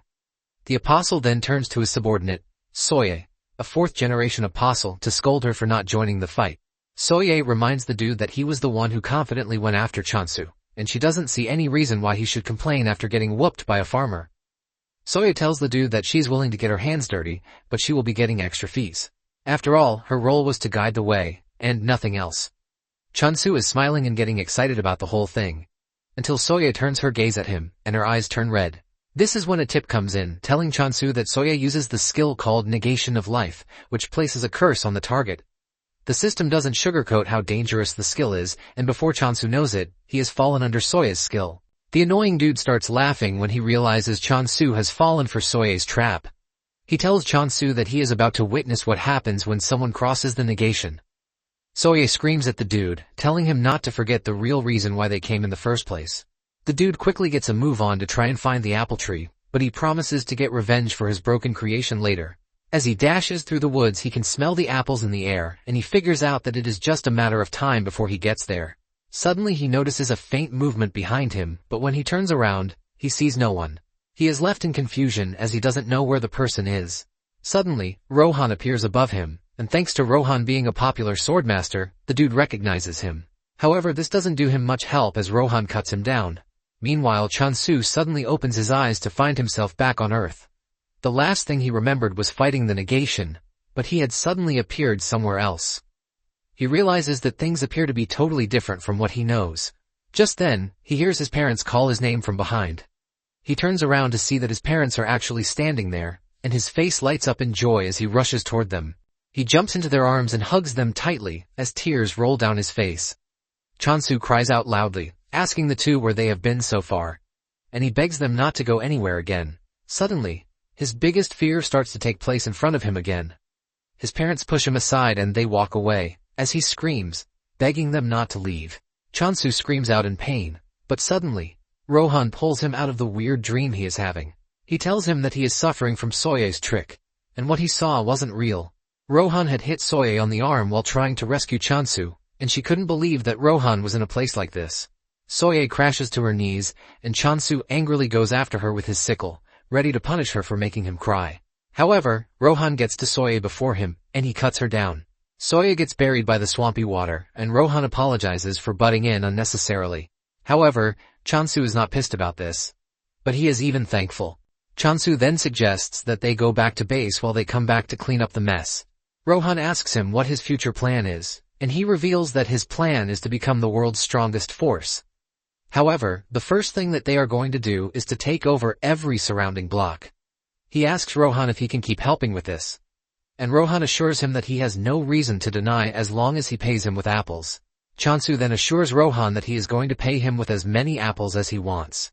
As they walk back to base, they run into the black cat again, and Chonsu asks Rohan about the deal with the cat. Rohan casually tells him that the cat is one of the 7 calamities, a territorial predator. This shocks Chonsu because he thought the cat was a usual friendly cat, and he realizes that he might have gotten himself killed without knowing. On the other hand, the negation soldier has found himself locked up in a cell for losing the battle against Chonsu. The system tells him that a surcharge penalty has been applied due to the extreme difference between his faction and Chonsu's low-level faction. He is required to pay 1 million gold coins as punishment, and this shocks the dude because he doesn't think the power difference is fair. He refuses to pay the money, claiming that there was a swordmaster supporting Chonsu. The system then recognizes the dude's refusal to pay as an inability to repay the required debt, and would be transferred to negation. The dude sees this, and he freaks out, urging the system to come back because he is now ready to pay.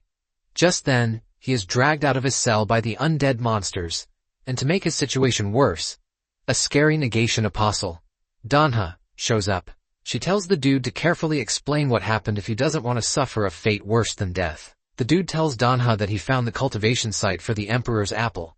Danha believes that the dude is lying to save his own skin, but he swears it, saying Rohan was the one who disrupted his plans. Danha still doesn't want to believe this because she is well aware that the reparations wouldn't have been set too high if Rohan had fought alongside Chonsu. The dude continues telling Danha that he is telling the truth. He mentions that Soye was defeated too, and this comes as a surprise to Danha. Danha then stands up from where she is sitting and she walks toward the dude. The dude almost loses his little manly ego as the scary lady walks up to him. Danha then tells the dude that they can't hold Soye accountable, which means he will be the one to suffer the consequences of their failure. Danha smiles evilly while telling the dude that she has a proposition. She grabs the dude's head and puts him under a contract that will make him a prisoner until he fulfills her wishes. She tells the dude to head to the cultivation site and start working on it. The dude argues that this is impossible, but Danha threatens to turn him into an undead if he doesn't cooperate. She lets him know that the only way he is getting out of this mess is to find a way to infiltrate the apple cultivation site.